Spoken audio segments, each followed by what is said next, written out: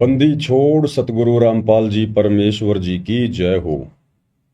सत्साई भाई और बहनों, दया परमपिता परमेश्वर जी की, सारी सृष्टि के मालिक, पूरी कायनात के रचयिता सतगुरु रामपाल जी भगवान की, जो कि 8 सितंबर 1951 से भारतवर्ष की पावन भूमि पर प्रकट हैं। ये वही कल की भगवान हैं जिन्हें दुनिया आजकल यूट्यूब पर ढूंढ रही है। लेकिन ये दुनिया का दुर्भाग्य होता है कि जो सत्य वस्तु होती है, जो असली वस्तु होती है, दुनिया उसको इतना जल्दी पहचान नहीं पाती है। और जब सब कुछ खत्म हो लेता है, उसके बाद दुनिया स्वीकार करती है कि हाँ, वे ही परमात्मा थे, वे ही भगवान थे। आज से पहले ऐसे उदाहरण घटित हो चुके हैं। द्वापर में विष्णु के अवतार श्री रामचंद्र जी आए। उस समय किसी ने भी उनको परमात्मा नहीं माना, भगवान नहीं माना। उनके साथ लोगों ने वैसा ही दुर्व्यवहार किया जैसा कि एक इंसान के साथ किया करते हैं। और फिर उनके जाने के हजारों वर्षों बाद, लाखों वर्षों बाद, आज कलयुग में उनके मंदिर बना बनाकर, उनकी मूर्तियां बना बनाकर और उनको परमात्मा का दर्जा देकर पूजा की जा रही है। परंतु आज हमें मिलेगा क्या? वो मूर्तियां हमें देंगी क्या? वो मंदिर हमें देंगे क्या? गाय या भैंस के मरने के बाद उसकी पत्थर की या सोने चांदी की मूर्ति बनाकर अगर हम उसके नीचे दूध निकालने के लिए बाल्टी लेकर बैठेंगे तो क्या वो दूध देगी? तो यही स्थिति वर्तमान में श्री रामचंद्र जी के मंदिर और उनकी मूर्तियों की है। दुनिया केवल उनको पूजकर अपना समय और समाज से ही बर्बाद कर रही है। दुनिया को जो भी कुछ मिलना है या मिल रहा है वो उनके पूर्व जन्मों की भक्ति के संस्कार के आधार से मिल रहा है। और वे मूढ़ प्राणी सोच रहे हैं कि हमें श्री राम जी दे रहे हैं, हम जो भक्ति कर रहे हैं उस भक्ति से हमें मिल रहा है। यही गलती द्वापर में जब श्री कृष्ण जी आए, वही विष्णु जी के अवतार, तो लोगों ने उस समय भी उनको परमात्मा के रूप में नहीं माना, उनको भगवान के रूप में नहीं माना, उनको श्री विष्णु जी के रूप में नहीं माना और उनके साथ में सदा लड़ाई झगड़े, मन मुटाव, राग द्वेष, ईर्ष्या करने में लगे रहे। और उनके शरीर छोड़कर जाने के आज हजारों वर्षों बाद कलयुग में उनके मंदिर बना बनाकर, मंदिरों में करोड़ों अरबों रुपया बर्बाद कर करके, उनकी मूर्तियां बना बना के, लड्डू गोपाल बना बना के, और आज उनसे लाभ प्राप्त करने की उनसे कामना की जा रही है। कुछ नहीं मिलेगा, 1% भी नहीं मिलेगा। क्योंकि डॉक्टर के मरने के बाद आप उसकी कितनी ही बढ़िया मूर्ति क्यों ना बना दें, कितना ही दंडवत क्यों ना करें, आप उसकी कितनी पूजा पाठ क्यों ना करें, डॉक्टर के मरने के बाद डॉक्टर की वो पत्थर की या सोने चांदी की मूर्ति वो लाभ नहीं दे सकती जो लाभ जीते जी डॉक्टर दे सकता था। तो ठीक यही स्थिति वर्तमान में दुनिया की बनी हुई है। आध्यात्मिक अज्ञानता के कारण, तत्व ज्ञानहीनता के कारण। दुनिया को ज्ञान तो है, लेकिन सिर्फ अपना पेट भरने का ज्ञान, ज्यादा धन कैसे कमाया जाए, बच्चों को ऊंची शिक्षा देकर बड़ी नौकरी कैसे लगाया जाए, फिर बच्चे कैसे 2 नंबर के काम करके रिश्वत लेकर के बड़ी बड़ी कोठियां बनाएं, बड़ी बड़ी गाड़ियां लेकर आए, समाज में अपना नाम करें, कैसे झूठी शान शौकत दिखाने के लिए ज्यादा से ज्यादा धन कमाया जाए, 2 नंबर का धन घर में कैसे आए। तो ज्ञान तो है दुनिया को, लेकिन जो ज्ञान दुनिया को है वो केवल कर्म फोड़ने का ज्ञान है, कर्म बनाने का ज्ञान नहीं है। यह कर्म बनाने का ज्ञान, मुक्ति प्राप्त करने का ज्ञान, परमेश्वर स्वयं सतगुरु रूप में आकर उस ज्ञान को तत्व ज्ञान के रूप में देते हैं।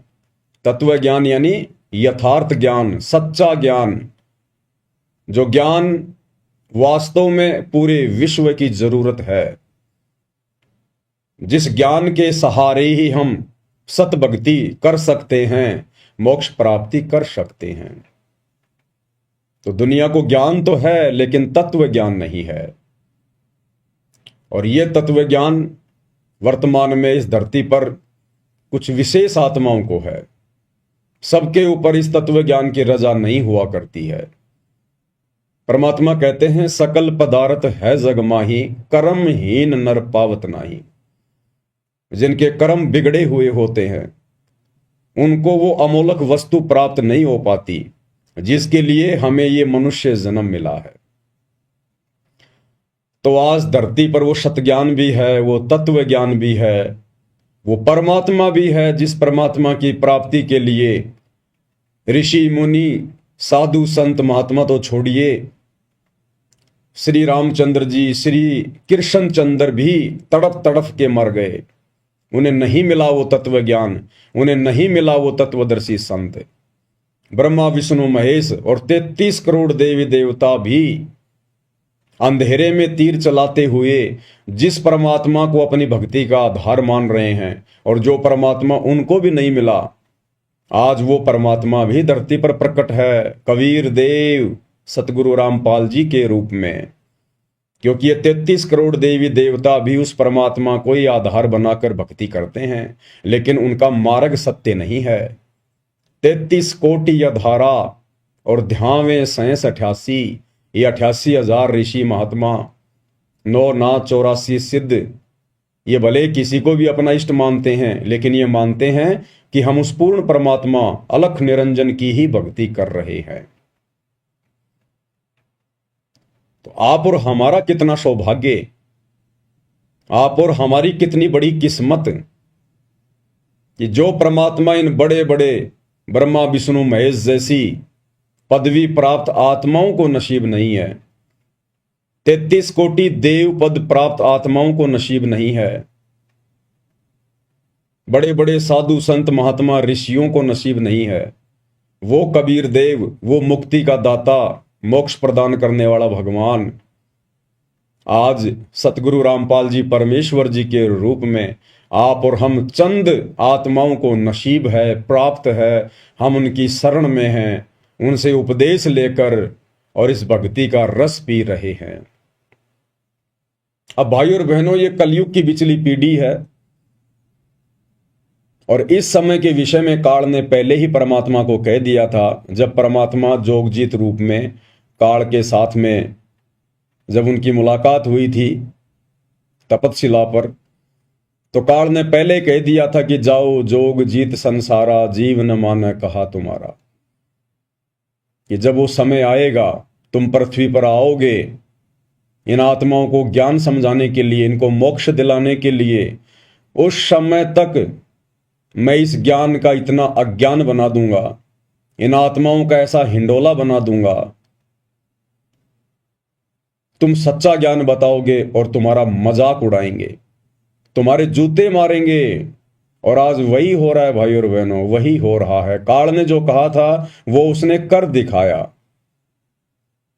सन 1994 से परमेश्वर सतगुरु रामपाल जी दिन रात एक करके हम आत्माओं के लिए ये ज्ञान दे रहे हैं और उन्हें कैसी कैसी बाधाओं से गुजरना पड़ रहा है, कितना संघर्ष और कैसी कैसी चुनौतियों का सामना करना पड़ रहा है अपने ही बच्चों तक और उन्हीं की आत्मा के कल्याण हेतु ये ज्ञान पहुंचाने के लिए। तो काल ने जो कहा था उसने कोई कमी नहीं छोड़ी है और इसी के तहत आज इस काल ने तरह तरह के देवी देवता पुजवा दिए, पत्थर पुजवा दिए, पेड़ पौधे पुजवा दिए, भैरव भूत पुजवा दिए, माता मसाणी पुजवा दी और पूरी तरह से ज्ञान का अज्ञान करके दुनिया को अपने मुंह में लेने की पूरी तैयारी में बैठा है और ले भी रहा है। प्रतिदिन 1 लाख आत्माओं का भक्षण करता ही है ये। तो भाई और बहनों, आप और हमारा सौभाग्य कि परमेश्वर ने आप और हमें विशेष आशीर्वाद देकर, हमारा ज्ञान योग खोलकर, हमारी दिव्य दृष्टि खोलकर, ज्ञान वाली आंखें खोलकर अपनी पहचान करवाई। अन्यथा उस परमेश्वर को जो आज सतगुरु रामपाल जी के रूप में धरती पर प्रकट हैं, उनके खुद के कलयुगी परिवार वाले, उनके बेटा बेटी भाई बंधु रिश्तेदार कोऑर्डिनेटर और तो और सतलोक आश्रमों से जुड़ी हुई 90% संगत भी नहीं पहचान पा रही है। दो नावों की सवारी में है। गुरु तो बना रखा है सतगुरु जी को, जुबान से उन्हें भगवान भगवान तो कहते हैं, लेकिन हृदय से उन्हें भगवान मानते नहीं हैं। हृदय से भगवान मानते हैं एक दाढ़ी मूंछ वाली कबीर जी की समझे जाने वाली उस नकली फोटो को, कागज के टुकड़े को। तो वे आत्माएं भी अभी तक काल प्रेरित ही हैं। उन आत्माओं पर सतगुरु की वो रजा नहीं हो पाई है जो रजा साध संगति से जोड़कर आप और हम सत्सेवक आत्माओं पर गुरुदेव ने कर दी है।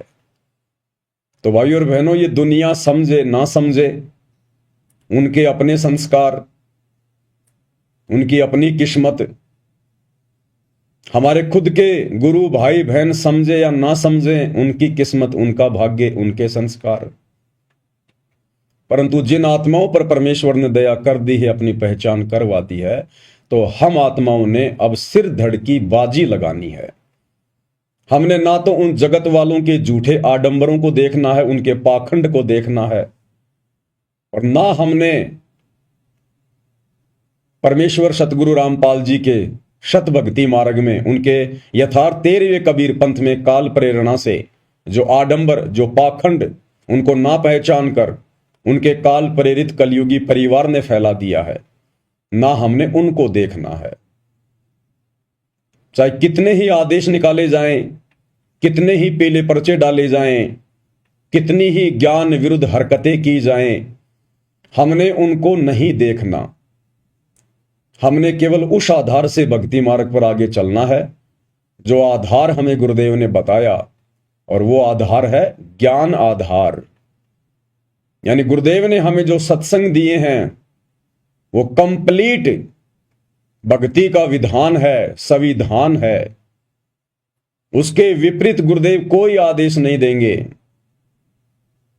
और यदि उसके विपरीत हमें कोई आदेश दे रहा है गुरुदेव का नाम लेकर, तो हमने बिल्कुल भी यकीन नहीं करना है, हमने डरना भी नहीं है, हमने घबराना भी नहीं है, हमने विचलित भी नहीं होना है। क्योंकि टीचर ने जो सिलेबस दे दिया उसी में से परीक्षा लेगा।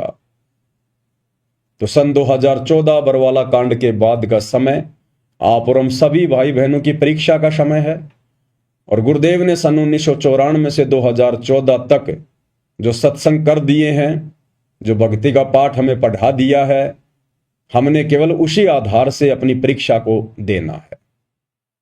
ना जल्दबाजी करनी है, ना जोश में होश खोना है, ना अन्य कोई घटिया हरकत करनी है। परमात्मा ने हमें सील, संतोष, विवेक, दया, अक्षमा, ये 5 विशेष गुण प्रदान किए हैं, और भक्ति के 16 श्रृंगार प्रदान किए हैं। हमने इनके अंतर्गत रहकर ही अपनी परीक्षा को देना है, तभी हमारे गुरुदेव हमसे प्रसन्न होंगे। हमने भावनाओं में बहकर कोई भी गलत कदम नहीं उठाना है। चाहे मैं पवन दास आप जी को कोई भी संदेशा दूं मालिक के आशीर्वाद से, चाहे अन्य कोई भगत भाई बहन संदेशा दे, चाहे सतलोक आश्रम वालों की तरफ से कोई आदेश आए, हमने जल्दबाजी में निर्णय नहीं लेना है, भावनाओं में नहीं बहना है। शांति से, धैर्य के साथ में पहले विचार करना है, उस आदेश को, उस फरमान को गुरुदेव भगवान के ज्ञान आधार से उसको मापना है, और फिर जो हमारी आत्मा स्वीकार करे गुरुदेव के ज्ञान अनुसार, हमने वही निर्णय लेना है, उसी हिसाब से हमने आगे कदम बढ़ाने हैं। तो भाई और बहनों, काल हमसे गलतियां करवाएगा, मनमाना आचरण भी करवाएगा, जल्दबाजी में गलत फैसले दिलवा कर भी हमारी मर्यादा तोड़वाएगा, पूरी कोशिश करेगा, क्योंकि उसका भोजन इस वक्त उसके मुंह से छूट रहा है। तो अपना भोजन आसानी से कौन छूटने देता है?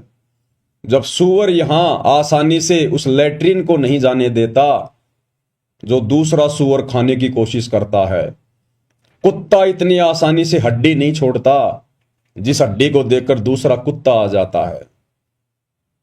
तो भला ये काल ज्योति निरंजन हम आत्माएं जिसकी खुराक हैं, हमारा वो मैल, वो गंध जो सूक्ष्म रूप में हमारे सूक्ष्म शरीर में जमा हो जाता है, भला ये इतनी आसानी से हम जीवात्माओं को शतलोक कैसे जाने देगा। तो एकमात्र हमारे पास यदि कोई आधार है इस काल से बचने का, तो केवल गुरुदेव का ज्ञान आधार, और ज्ञान आधार से भक्ति करेंगे तो मर्यादा तोड़ने से बचेंगे, और मर्यादा टूटने से बचेगी तो सतगुरु अपना आशीर्वाद बनाकर रखेंगे, और जब सतगुरु अपना आशीर्वाद बनाकर रखेंगे तो फिर हमें कोई डगमग नहीं कर सकता, हमें कोई विचलित नहीं कर सकता।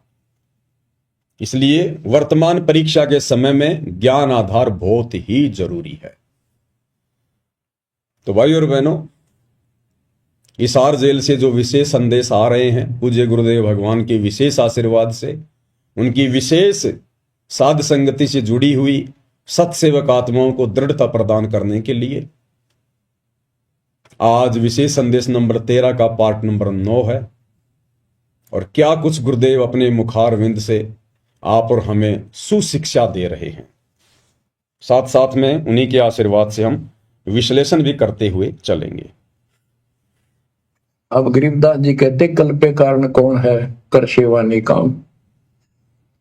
निष्काम भाव से बगैर किसी मनोकामना के तू सेवा करता रहा, भक्ति करता रहा, और मन इच्छा फल देगा जब पड़े धनी तक काम। तो भाई और बहनों, हम विशेष संदेश में आगे बढ़े उससे पहले पूज्य गुरुदेव भगवान का जयकारा लगाएंगे, मालिक की वंदना करेंगे, उनका आशीर्वाद प्राप्त करेंगे। बंदी छोड़ सतगुरु रामपाल जी परमेश्वर जी की जय हो।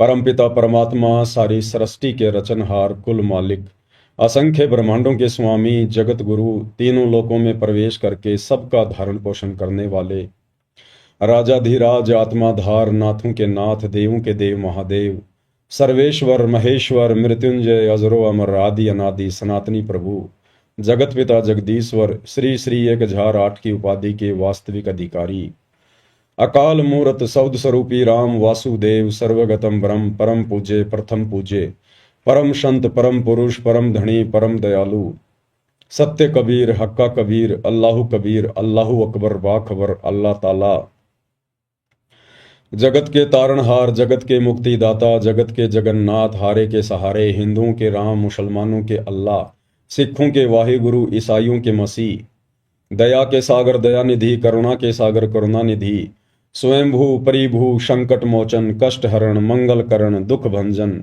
अविगत कबीर, निर्विकार निर्विषम परमात्मा, अलय अलेख सतगुरु, आदि अनादि सतगुरु, असली मर्यादा पुरुषोत्तम, असली राम, असली कृष्ण, असली घनश्याम, असली मुरारी, राजाओं के राजा, महाराजाओं के महाराजा, शहनशाहों के शहनशाह, सम्राटों के सम्राट, भगवानों के भगवान, अल्लाहों के अल्लाह, प्रभुओं के प्रभु, मसीहाओं के मसीह, सच्चे वाहिगुरु, बाबाओं के बाबा, पीरों के पीर, सेठों के सेठ, जगत सेठ, सावड़सा सेठ, सर्वगुण संपन्न, अनंत कोटि कलाओं के स्वामी, अनंत कोटि ब्रह्मांडों के नायक, योगियों में महायोगी, ध्यानियों में महाध्यानी, सिद्धों में परम सिद्ध, ज्ञानियों में तत्व ज्ञानी, ब्रह्म ज्ञानी, महाज्ञानी, परम ज्ञानी, सर्वश्रेष्ठ ज्ञानी, विज्ञानी, युवा कबीर, समर्थ कबीर, असंवाद, अमित ओजा, सच्चे रहनुमा, करीम अल्लाह, सुभान अल्लाह, दुनिया के अंतिम पैगंबर।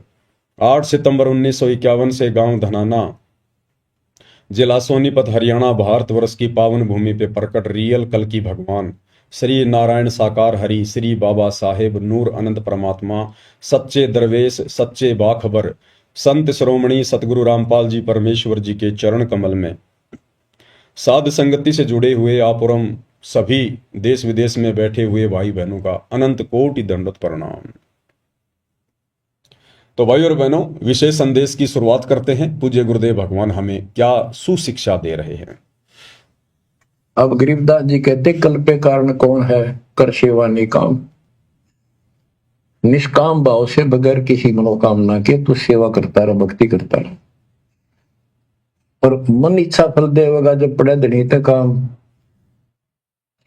अब जैसे आप सफर में जा रहे हो और एक्सीडेंट हो जाता है, वह धनी का काम है, वह ना को राष्ट्रपति, ना प्रधानमंत्री, ना आपकी संपत्ति और संतान आपकी रक्षा कर सकते। ना आप अपनी संतान की कर सकते। कल्पे कारण कौन है, कर सेवा निकाम, मन इच्छा फल देत है जो पड़े धनी ते काम। पूज्य गुरुदेव भगवान कह रहे हैं कि कल्पे कारण कौन है, कि तू अपने मन में उठने वाले संकल्प और विकल्प को छोड़ दे, त्याग दे, कि वो भगवान बड़ा होगा, वो भक्ति सही होगी, ऐसा करूंगा तो मेरा भला होगा, वैसा करूंगा तो मेरा भला होगा। कहते इस ज्ञान को आधार बनाकर, तत्व ज्ञान को अच्छे से समझकर, एक परमेश्वर को, गुरुदेव भगवान को परमात्मा के रूप में मानकर भक्ति पर दृढ़ हो जा। कल्पे कारण कौन है, तू कर सेवा निष्काम। और जब तुझे सच्चे गुरु की पहचान हो जाए, भक्ति मार्ग तेरे समझ में आ जाए, उसके बाद में तू निष्काम भाव से सेवा कर। ये जो भक्ति हमें गुरुदेव भगवान ने दी है, फिर हमने इस भक्ति को निष्काम भावना से करनी होती है, तभी हमारी भक्ति सफल होगी। निष्काम भावना यानी हमारे मन में किसी भी प्रकार की मोक्ष के अलावा कोई इच्छा नहीं होनी चाहिए, कोई डिमांड नहीं होनी चाहिए गुरुदेव भगवान से, कि मैं बड़ा कोई मंत्री पद प्राप्त कर लूं, मेरे लड़का हो जाए, मेरा बेटा नौकरी लग जाए, मेरा बिजनेस सेटल हो जाए, बड़ी मेरी कोठी बन जाए, घर में लंबी गाड़ी आ जाए। निष्काम भाव से हमने भक्ति करनी है। केवल एक ही कामना, एक ही इच्छा पल पल होनी चाहिए कि परमेश्वर कैसे भी करके इस गंदे लोक से मेरा छुटकारा करवा दीजिए, मुझे मोक्ष प्रदान कर दीजिए गुरुदेव, मुझे इस काल के जाल से, 84 लाख योनियों के कष्ट से बाहर निकाल दीजिए। इस एकमात्र इच्छा के बिना, कामना के बिना हमारे मन में जब तक हम इस भक्ति को करेंगे अंतिम श्वास तक, दूसरी कोई डिमांड, कोई इच्छा नहीं होनी चाहिए। घर में आंखों के सामने अगर बेटा मरने वाला हो, बेटी मरने वाली हो किसी भी कारण से, तो हमने अपने गुरुदेव से, अपने हृदय से विशेष प्रार्थना भी नहीं करनी कि गुरुदेव मेरा बेटा बचा दे, गुरुदेव मेरी बेटी बचा दे। वो परमात्मा सबको उनके कर्मों के अनुसार, जैसा भी उनका प्रारब्ध है, शुभ या अशुभ, वो परमात्मा वैसा ही उनको प्रदान करता है। हम कहेंगे तो भी प्रदान करेगा और ना कहेंगे तो भी प्रदान करेगा। उसके कंप्यूटर में, उसके अकाउंट में किसी प्रकार की कोई जो है मिस्टेक नहीं है। परंतु हम बीच में टांग अड़ाकर अपनी अज्ञानता का प्रमाण दे देंगे और अपनी भक्ति को नष्ट कर देंगे।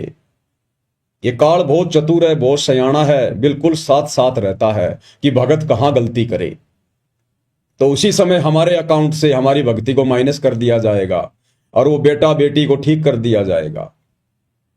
वो बेटा बेटी तो वैसे भी ठीक होने थे, क्योंकि गुरुदेव ने बताया कि जब बच्चा माता पिता के अधीन होता है 3 या 4 साल तक, 4-5 साल तक, जब तक बच्चा इस ज्ञान को ठीक ठाक से समझकर भक्ति करने योग्य नहीं हो जाता है, उस समय तक माता पिता की भक्ति के अनुसार, कि माता पिता कैसी भक्ति कर रहे हैं, किस प्रकार से मर्यादा में हैं, उस आधार से परमेश्वर उन अनुपदेशी बच्चों की भी रक्षा करता है। तो हमने गुरुदेव भगवान से उन बच्चों के विषय में उनके स्वस्थ होने की कामना के बजाय, उनकी जीवन रक्षा की कामना के बजाय, आप और हमने अपनी भक्ति और मर्यादाओं पर अधिक ध्यान देना है। हमने वो पुरानी परंपराएं, वो आदतें छोड़नी पड़ेंगी। जरा सा बच्चे का स्वास्थ्य खराब हुआ नहीं, जरा सा उसको बुखार हुआ नहीं, हमारी माताएं, हमारी दादी 1.25 रुपया बांध के कपड़े में उसके सिर के ऊपर से यूं करके और जाकर बाहर किसी चौराहे पे रख के आ जाती थी। और घर में जो भी फोटो होती थी शंकर जी की, ब्रह्मा जी की, कृष्ण जी की, माता जी की, ना जाने 20-20 बार उनसे दुआ कर लेती थी, हे भगवान मेरी उम्र मेरे बच्चे को लग जाए, हे परमात्मा मेरे बच्चे को बचाना। तो भाई और बहनों, वो गलतियां अब हमने नहीं करनी। हमने हर प्रकार की उन रीति रिवाजों को, उस छोटी और ज्ञान विरुद्ध उन हरकतों को हमने छोड़ना पड़ेगा। छोड़ देने पछलियों की रीत सतगुरु तारेंगे, और मन कर धीर बांध ले रे बोरे, यानी हमने इस ज्ञान आधार से थोड़ा धैर्य रखना है, विश्वास को बना के रखना है कि मेरा गुरु समर्थ है, मेरा परमात्मा समर्थ है। मेरे परमेश्वर को यह भी पता है कि अगर भगत जिस घर में रह रहा है, अगर उस घर में कोई नुकसान हो गया, कोई आपत्ति आ गई, तो भी मेरा भगत भक्ति से डिस्टर्ब होगा। तो परमात्मा नहीं चाहता कि मेरा बेटा, मेरा भगत डिस्टर्ब हो। तो हर संभव कोशिश करते हैं गुरुदेव भगवान जोड़ जुगाड़ लगाने की, उनके संस्कारों को इधर उधर सेट करने की। लेकिन उसके लिए भाई और बहनों, आप और हमने दृढ़ रहना पड़ेगा। आप और हमारी भूमिका बहुत ज्यादा महत्व रखती है, यानी माता पिता की। अगर बच्चे छोटे हैं तो माता पिता की भूमिका बहुत ज्यादा है। माता पिता की भक्ति के आधार से, उनके समर्पण भाव को देखकर, उनकी मर्यादा को देखकर गुरुदेव भगवान उन बच्चों की भी यथासंभव रक्षा करते हैं। और एक सत्संग में तो गुरुदेव ने बताया कि अगर आप भक्ति पे पूर्णतया दृढ़ हो जाओ, बिल्कुल संसार की सुनना ही बंद कर दो, तो परमेश्वर आपके रिश्तेदारों तक की रक्षा करेंगे, रिश्तेदारों तक की। ये वो परमात्मा है। तो बच्चों की तो चिंता ही छोड़ देनी चाहिए हमने। कोशिश करें हम अपने बच्चों को इस मार्ग पर लगाएं, ज्ञान समझाएं। और फिर भी यदि वो नहीं मानते हैं तो फिर इसमें आप और हमारा दोष नहीं है। और यदि फिर उसके बाद जब वो बच्चे समझदार हो जाते हैं, 12, 13, 14, 15 साल के, 20 साल के, और यदि इस भक्ति मार्ग को नहीं अपनाते हैं, अपनी मनमानियां करते हैं, जगत भाव में चलते हैं, और यदि फिर उनके साथ कोई अप्रिय घटना घटित होती है, तो फिर उस समय भगत ने फिर चिंता नहीं करनी चाहिए, भगत ने फिर चिंतित नहीं होना चाहिए। क्योंकि ना तो आपने समझाने में कोई कमी छोड़ी, ना परमात्मा ने मौका देने में कोई कमी छोड़ी। अब भाई उन आत्माओं के अपने संस्कार हैं। ऐसे बेटा बेटी ना जाने हमने करोड़ों अरबों पैदा कर करके छोड़ रखे हैं, जिनके नाम के गांव बसे हुए हैं, आज हमें पता भी नहीं है। हमारे असंख्यों मनुष्य जन्म हो चुके हैं, हर जन्म में बेटा बेटी तो पैदा करते ही हैं। हम भी किसी के बेटा बेटी रहे हैं, हमारे भी कितने बेटा बेटी रहे हैं। अब पिछले जन्म में हमारे माता पिता कौन थे, हमारे बेटा बेटी कौन थे, हमें कुछ भी याद नहीं है, भुला दिया गया है। तो ऐसे ही हमारे असंख्य जन्म हो चुके हैं, ना जाने कितने हमारे बेटा बेटी, करोड़ों की संख्या में। उनमें से ना जाने लाखों तो गधे कुत्ते सुअर बनकर 84 लाख योनियों में कष्ट भोग रहे हैं, फिर हमें उनकी चिंता क्यों नहीं है। उनमें से ना जाने कितने मंत्री बन रहे हैं, कोई संतरी बन रहे हैं, कोई बड़े बड़े अधिकारी बन के बैठे हैं मनुष्य जन्म लेके, फिर हम उनकी चिंता क्यों नहीं कर रहे कि ये भगवान वो भक्ति नहीं करेंगे तो उनका क्या होगा। तो भाई और बहनों, जब हमें उन असंख्य जन्मों के बेटा बेटियों की चिंता नहीं है, तो फिर इस वर्तमान जन्म के बेटा बेटियों की हमें इतनी चिंता क्यों। परमात्मा इसी चिंता को तो समाप्त करवाना चाहते हैं अपना ज्ञान देकर, ज्ञान आधार से, कि जिस प्रकार तुम उनको भूल गए, तुमने उनको भगवान भरोसे छोड़ दिया। तुम्हारे मरने के बाद तुम ये सोचते सोचते मर गए थे कि हे भगवान मेरे बेटे का क्या होगा, मेरी बेटी का क्या होगा। और तेरे मरने के बाद वो बेटा भी वहीं रहा होगा, वो बेटी भी वहीं रही होगी, और तू जीते जी उनको इस काबिल नहीं बना पाता जितने काबिल वो तेरे मरने के बाद बन गए होंगे। अक्सर हम लोग देखते हैं जिनके माता पिता होते हैं, और माता पिता भी अच्छे अच्छे पद पे होते हैं, पढ़े लिखे होते हैं, नौकरी पेशे वाले होते हैं, और वो खूब कोशिश करते हैं, अपने बच्चों को पढ़ाते हैं, उन पे पैसा भी लगाते हैं, और वो बच्चे अंत में नालायक निकल जाते हैं। ना कोई नौकरी लगते, ना ढंग का कोई बिजनेस करते, माता पिता की कमाई हुई संपत्ति को भी ठिकाने लगा देते हैं। और कुछ एक ऐसे उदाहरण होते हैं, छोटे छोटे बच्चों के जो पिताजी हैं वो मर जाते हैं, या उनकी माताजी मर जाती है। बचपन में उनकी परवरिश भी उनके काका ताऊ ने या उनके दादा दादी ने की होती है, और वो बच्चे पढ़ लिख कर अच्छे राजकीय पदों पर बैठ जाते हैं, अच्छी उनकी सैलरी होती है, बढ़िया सरकारी सुविधा लेते हैं, बड़े बड़े वो बिजनेसमैन बन जाते हैं। तो भाई और बहनों, माता पिता दादा दादी ये नहीं बनाते, उनके संस्कार बनाते हैं उनको, और वो संस्कार बने होते हैं हमारी भक्ति के कारण, जो हमने किसी जन्म में की होती है। तो वर्तमान में भी हमारे बेटा बेटियों के पास अच्छा मौका है। अगर वो भक्ति करते हैं तो बहुत अच्छी बात है, अगर नहीं करते हैं तो फिर हमने उनको उनके हाल पर छोड़ देना चाहिए, फिर हमने उनकी चिंता नहीं करनी चाहिए। जब हजारों लाखों को छोड़ चुके हैं तो 1 या 2 या 3 होंगे, उनको भी छोड़ दीजिए। मार्ग तो आपने बता ही दिया, आप तो दोषी है नहीं, और वो भी बालक नहीं है जो समझ नहीं रहे होंगे, और माता पिता के समझाने से भी नहीं समझ रहे। इसका मतलब भाई और बहनों, उनके भाग्य में भक्ति नहीं है, अभी उनके संस्कार इतने मजबूत नहीं हैं कि परमेश्वर उनका हाथ पकड़ सके। तो हमने जबरदस्ती भी नहीं करनी चाहिए, प्यार प्रेम से समझाते रहना चाहिए। ना समझना चाहें तो जबरदस्ती नहीं करनी चाहिए। इस भक्ति मार्ग पर मारपीट करके नहीं लगाया जाता। जैसे टीचर स्कूल में बच्चा होमवर्क नहीं करता, ढंग से पढ़ता नहीं है तो मार पिटाई कर देते हैं। इस भक्ति मार्ग में इस भक्ति को करवाने के लिए मारपीट नहीं करनी। हाँ, यदि आपका बच्चा आपके बहुत अधीन है, जैसे बच्चा आपका 6 या 7 वर्ष तक का है, छोटा बच्चा है, तो उसको तो थोड़ा बहुत डरा धमका के उसको तो भक्ति पर लगाया जा सकता है, क्योंकि छोटे बच्चे को ज्ञान नहीं होता। वो तो डराने से धमकाने से ही सही रास्ते पे चलेगा। लेकिन जब बच्चा आपके बराबर हो जाए, 15-20 साल का हो जाए, फिर उसको डराया नहीं जा सकता, धमकाया नहीं जा सकता, उस पर दबाव नहीं बनाया जा सकता। क्योंकि भाइयों और बहनों, 15 साल के बाद आपका बच्चा लायक होगा या नालायक होगा, सपूत होगा या कपूत होगा, ये उसके संस्कार पे निर्भर करेगा। यदि किसी ने अपने बेटा बेटी को भक्ति पे लगा रखा है अपने साथ में, और यदि अभी उनकी उम्र 10-12 साल है, 5-6 साल है, तो ये ना समझे कि मेरा बेटा बहुत अच्छा भगत बन गया, जैसा मैं कह रहा हूं वैसा ही कर रहा है। भाई और बहनों, अभी वो आपके अधीन है। जब 15 साल के बाद वो बड़ा होने लगेगा, उसके बाद उसके अपने संस्कार काम करने लगेंगे। उसके बाद पता चलेगा वो आपका है या काल का है, वो सपूत है या कपूत है, वो भक्ति करेगा या फिर बर्बादी करेगा। क्योंकि जैसे उसके संस्कार होंगे, प्रफुल्लित होंगे, वैसा ही वो मार्ग पकड़ेगा। उसके बाद वो आपकी नहीं सुनेगा फिर। और फिर भी यदि कोई माता पिता की आज्ञा में रहता है, भक्ति कर रहा है, तो बहुत अच्छी बात है, परमात्मा की अच्छी आत्मा है।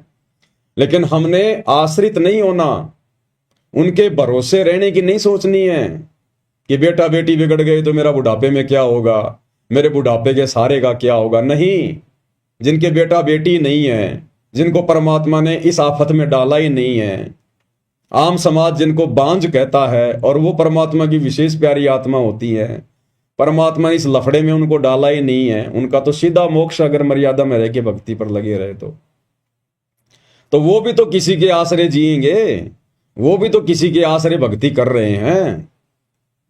अंत में हमारा बुढ़ापा संवारेगा हमारा भगवान, हमारा गुरु, जो तीनों लोकों में प्रवेश करके सबका धारण पोषण कर रहा है। संस्कार आधार से परमात्मा सबकी परवरिश कर रहा है। हमारा गुरु हमें संभालेगा, हमारी परवरिश हमारा गुरु करवाएगा। पहली बात तो जो शास्त्र अनुकूल सत भक्ति पूज्य गुरुदेव भगवान से आप और हमें वर्तमान में प्राप्त है, इस भक्ति के करने से बुढ़ापे में आप और हमारा वो हसर होगा ही नहीं। जो हसर माया के पीछे दौड़ने वाले, शास्त्र विरुद्ध टूटी फूटी भक्ति करने वाले, देवी देवताओं पर आश्रित और अपनी संपत्ति और अपने परिवार पर आश्रित जो व्यक्ति हैं, जब जिनका बुढ़ापा आता है, जो दुर्गति उनकी होती है, वो दुर्गति भगत भाई बहनों की तो होगी ही नहीं। जहां दुनिया वाले कोई जो देवी देवताओं की भक्ति करते हैं, शास्त्र विरुद्ध साधना करते हैं, उल्टा सीधा खाना पीना, जहां 60-70 साल की उम्र में उनके घुटने टूट जाएंगे, उनका शरीर जवाब दे जाएगा, काया उनकी रोगी हो जाएगी, उस समय आप और हम भगत भाई बहन यदि शरीर में रहे तो घोड़े की तरह चलेंगे, घोड़े की तरह। बिल्कुल ऐसे युवा शरीर रहेगा हमारा, 70 साल की उम्र में भी, 80 साल की उम्र में भी। आपने दादा गुरुदेव को नहीं देखा? गुरुदेव भगवान कितना उनका जो है गुणगान करते हैं, उनका बखान करते हैं कि जब मैंने उपदेश लिया उस समय मेरे गुरुदेव की आयु 104 वर्ष की थी और बिल्कुल लाल चेहरा, स्वस्थ शरीर, कोई रोग नहीं।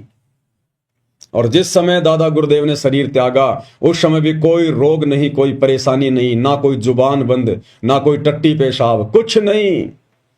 जबकि दादा गुरुदेव तो 12वें पंथ में थे, 12वें पंथ में। उनको तो शत भक्ति भी प्राप्त नहीं थी, उनको कंप्लीट भक्ति का मार्ग भी प्राप्त नहीं था, क्योंकि 12वें पंथ की आत्माओं को सतगुरु रामपाल जी भगवान ने कंप्लीट भक्ति कोर्स देना ही नहीं था। दादा गुरुदेव का तो अब दोबारा से जन्म होगा, दोबारा से उनको फिर से सतगुरु रामपाल जी की शरण में आना पड़ेगा, तब कहीं जाकर उनका मोक्ष होगा। तो सोचिए भाई और बहनों, आप और हम तो बिल्कुल गोल पर आ गए, गोल पर, बिल्कुल मौके के समय पर हैं, यथार्थ 13वें कबीर पंथ में, डायरेक्ट भगवान के चरणों में। सत भक्ति हमें प्राप्त है और मर्यादा में रहकर हम भक्ति कर रहे हैं। आप और हमें तो परमात्मा अपनी पलकों पे रखेगा, अपने हाथों पर। समस्या नाम की कोई चिड़िया नजदीक भी नहीं आने देगा परमात्मा, अगर हम उनके वफादार कुत्ते बनकर इसी प्रकार से उनके चरणों को चाटते रहे तो। इसलिए आप और हमने अपने परिवार की, अपने बच्चों की, हमने किसी की कोई चिंता नहीं करनी है। और गुरुदेव ने बताया कि जब कोई परिवार का सदस्य शरीर छोड़ता है तो हमने रोना धोना बिल्कुल भी नहीं है, बिल्कुल भी रोना धोना नहीं है। मन भी छोटा नहीं करना, चेहरा भी उदास नहीं होना चाहिए। अगर परिवार का कोई उपदेशी सदस्य शरीर छोड़ रहा है तो उल्टा हमने उसको हिम्मत देनी चाहिए कि भाई तेरा तो बहुत बढ़िया भाग्य, सौभाग्य, परमात्मा ने तेरी जगह मुझे क्यों नहीं लिया, मेरा समय क्यों नहीं आया। आप तो सीधे सतलोक जाओगे, परमात्मा के विमान में बैठ के जाओगे, आप तो हमसे पहले सतलोक में जाओगे।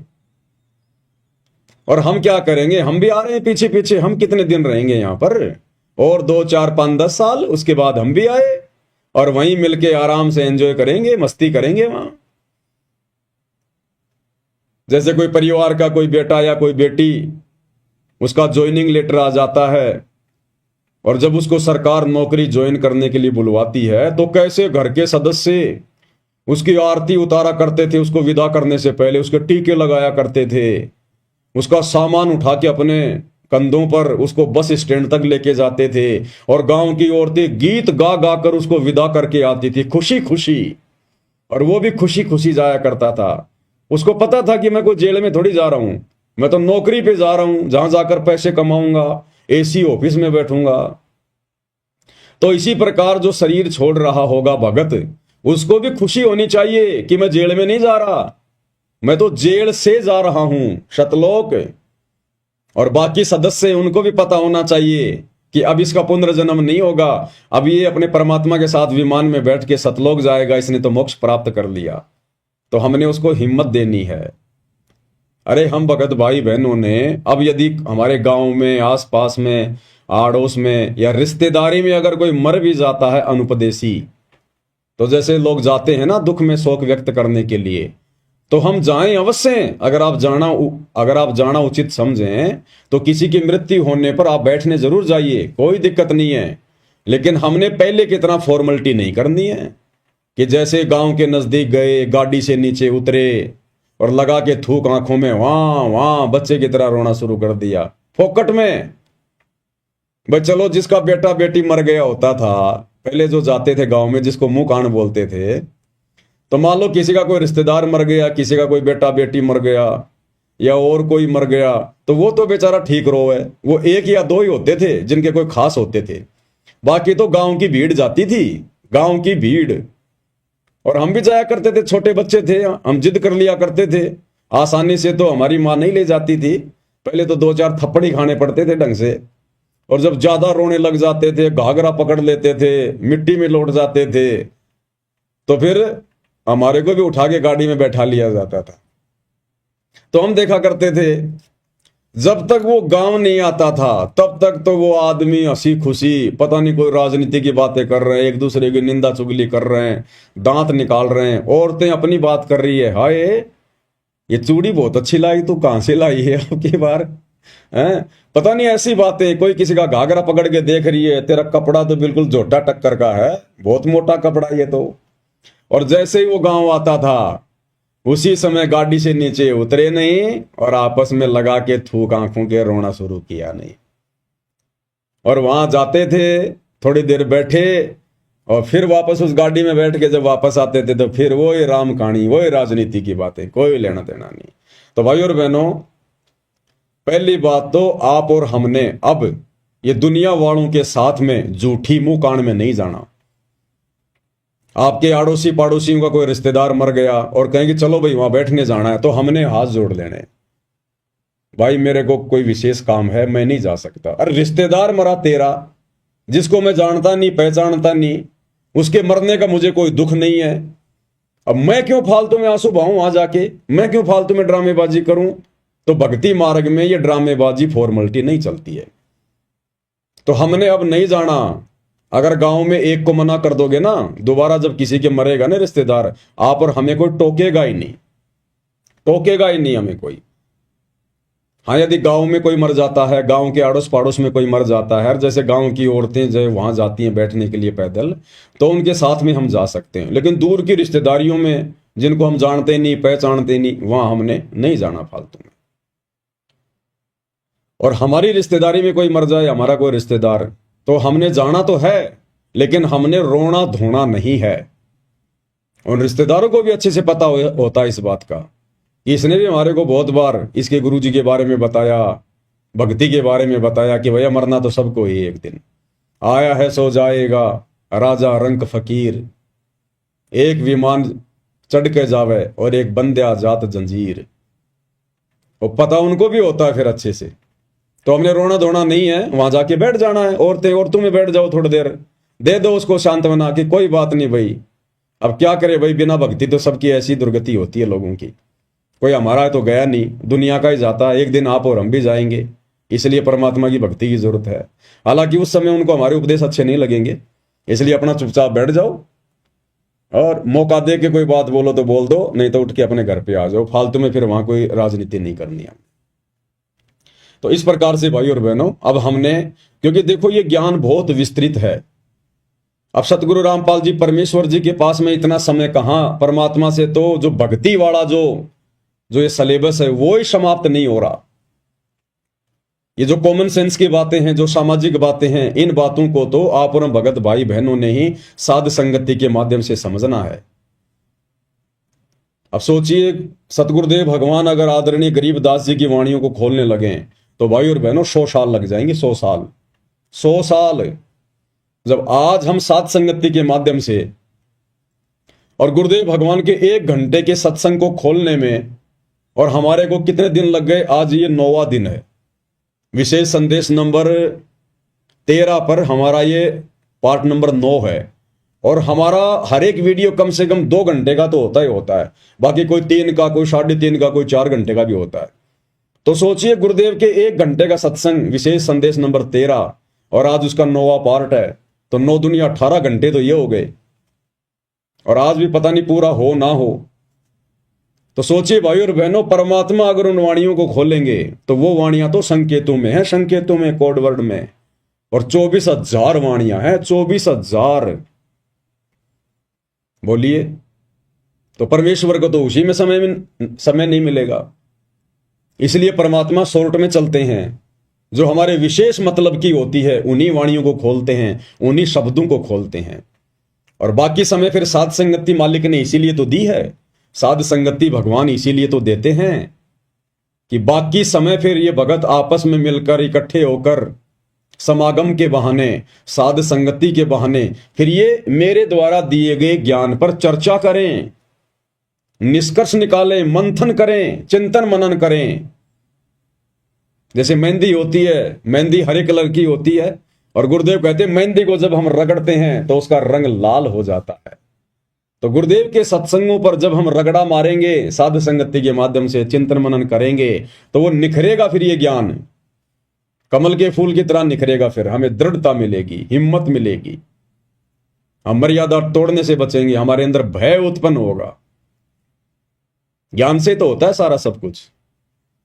तो हमने इन सब बातों को भी विशेष तौर पर ध्यान रखना है, और इसीलिए गुरुदेव भगवान ने साध संगतियां शुरू करवाई है, ताकि हम अपनी भक्ति को और मर्यादाओं को सुरक्षित रख सकें।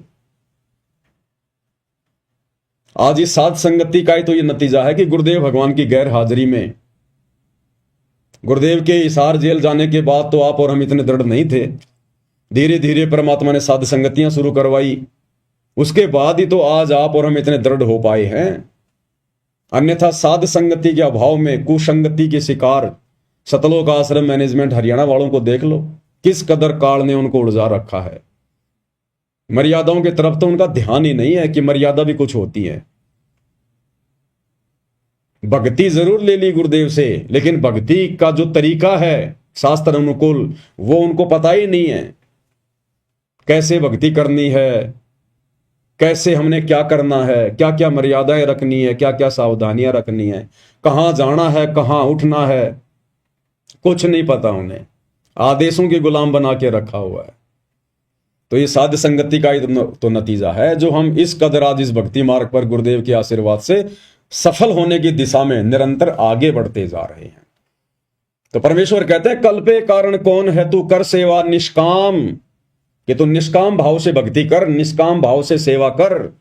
ये तीनों समय की आरती, सत्संग सुनना, सुमरण करना, पांचों यज्ञ करना, परमात्मा की ज्ञान चर्चा करना, ये आता है पूजा में, भक्ति में, सेवा में। तो कहते तू निष्काम भाव से कर, कोई इच्छा मत रख, कोई डिमांड मत कर। तुम्हारा गुरु, तुम्हारा परमात्मा सर्वज्ञ है, जानी जान है, अंतर्यामी है। उन्हें बोलकर बताने की जरूरत नहीं है, रोककर दिखाने की जरूरत नहीं है। वो सब कुछ जानता है, तेरे असंख्य जन्मों की जानता है, भूत भविष्य वर्तमान सब जानता है। और वो जो भी कुछ देगा तेरी भक्ति के आधार से देगा, क्योंकि तेरे को वर्तमान में उसने एक विशेष कार्य दे दिया, विशेष सेवा दे दी, भक्ति। और जैसी तू भक्ति करेगा वैसा ही बराबर तुझे फल देता चला जाएगा। तो तेरे को किसी से मांगने की जरूरत नहीं है। जिस प्रकार यात्री ने जयपुर से दिल्ली जाना है, जितने कदम वो चलेगा उतनी दूरी ऑटोमेटिक कम होती जाएगी, ऑटोमेटिक। वो नापने की जरूरत नहीं है, जितने कदम हम उस तरफ रखेंगे उतनी दूरी कम होती चली जाएगी। तो जितना हम भक्ति मार्ग पर ज्ञान को आधार बनाकर मर्यादाओं के साथ में आगे बढ़ते जाएंगे, परमात्मा हमारे उतने ही नजदीक आते चले जाएंगे। ना रोने धोने की जरूरत है, ना कोई प्रार्थना लगाने की जरूरत है, ना कोई मन में इच्छा या कोई कामना रखने की जरूरत है। इसलिए गुरुदेव कहते हैं कल्पे कारण कौन है, इन्हें छोड़ दे सब इधर उधर की बातें और कर सेवा निष्काम। इस भक्ति को निष्काम भाव से कर और मन इच्छा फल देऊंगा जब पड़ेगा मेरे से काम। जब हमारे ऊपर कोई आपत्ति आनी होगी, हमारे भाग्य की, हमारे प्रारब्ध की, क्योंकि वर्तमान में तो हम ऐसा कोई कार्य करेंगे नहीं, वर्तमान में तो ऐसी कोई गलती हम करेंगे नहीं जिससे हमारे ऊपर आपत्ति आनी हो। तो आपत्ति अगर आएगी, आनी होगी, तो हमारे पिछले बिगड़े हुए उन जो है कर्मों के कारण, उसके लिए परमात्मा ने हमें भक्ति दे दी, मर्यादा बता दी। अगर तू मेरे द्वारा बताई गई भक्ति को मर्यादाओं में रह के करेगा, तो फिर जब तेरे ऊपर कोई समस्या भी आनी होगी, फिर मैं अपने आप देख लूंगा। तेरे को चिंता करने की जरूरत नहीं है। चिंता तो हरि नाम की और न चिंता दास, और जो कोई चिंता नाम बिना सोए काल की फांस।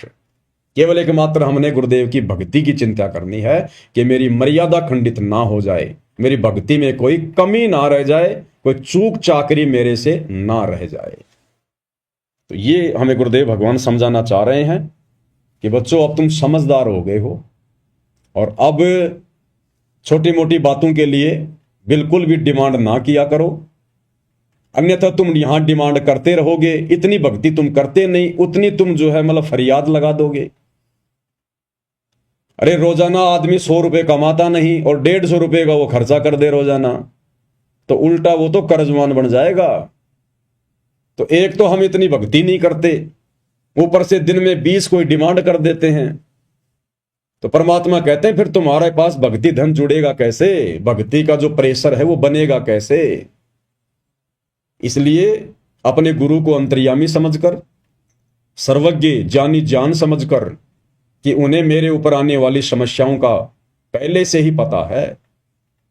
जिस प्रकार एक छोटा सा बच्चा 2 साल का, 3 साल का, वो पूर्णतया अपने माता पिता के ऊपर आश्रित होता है।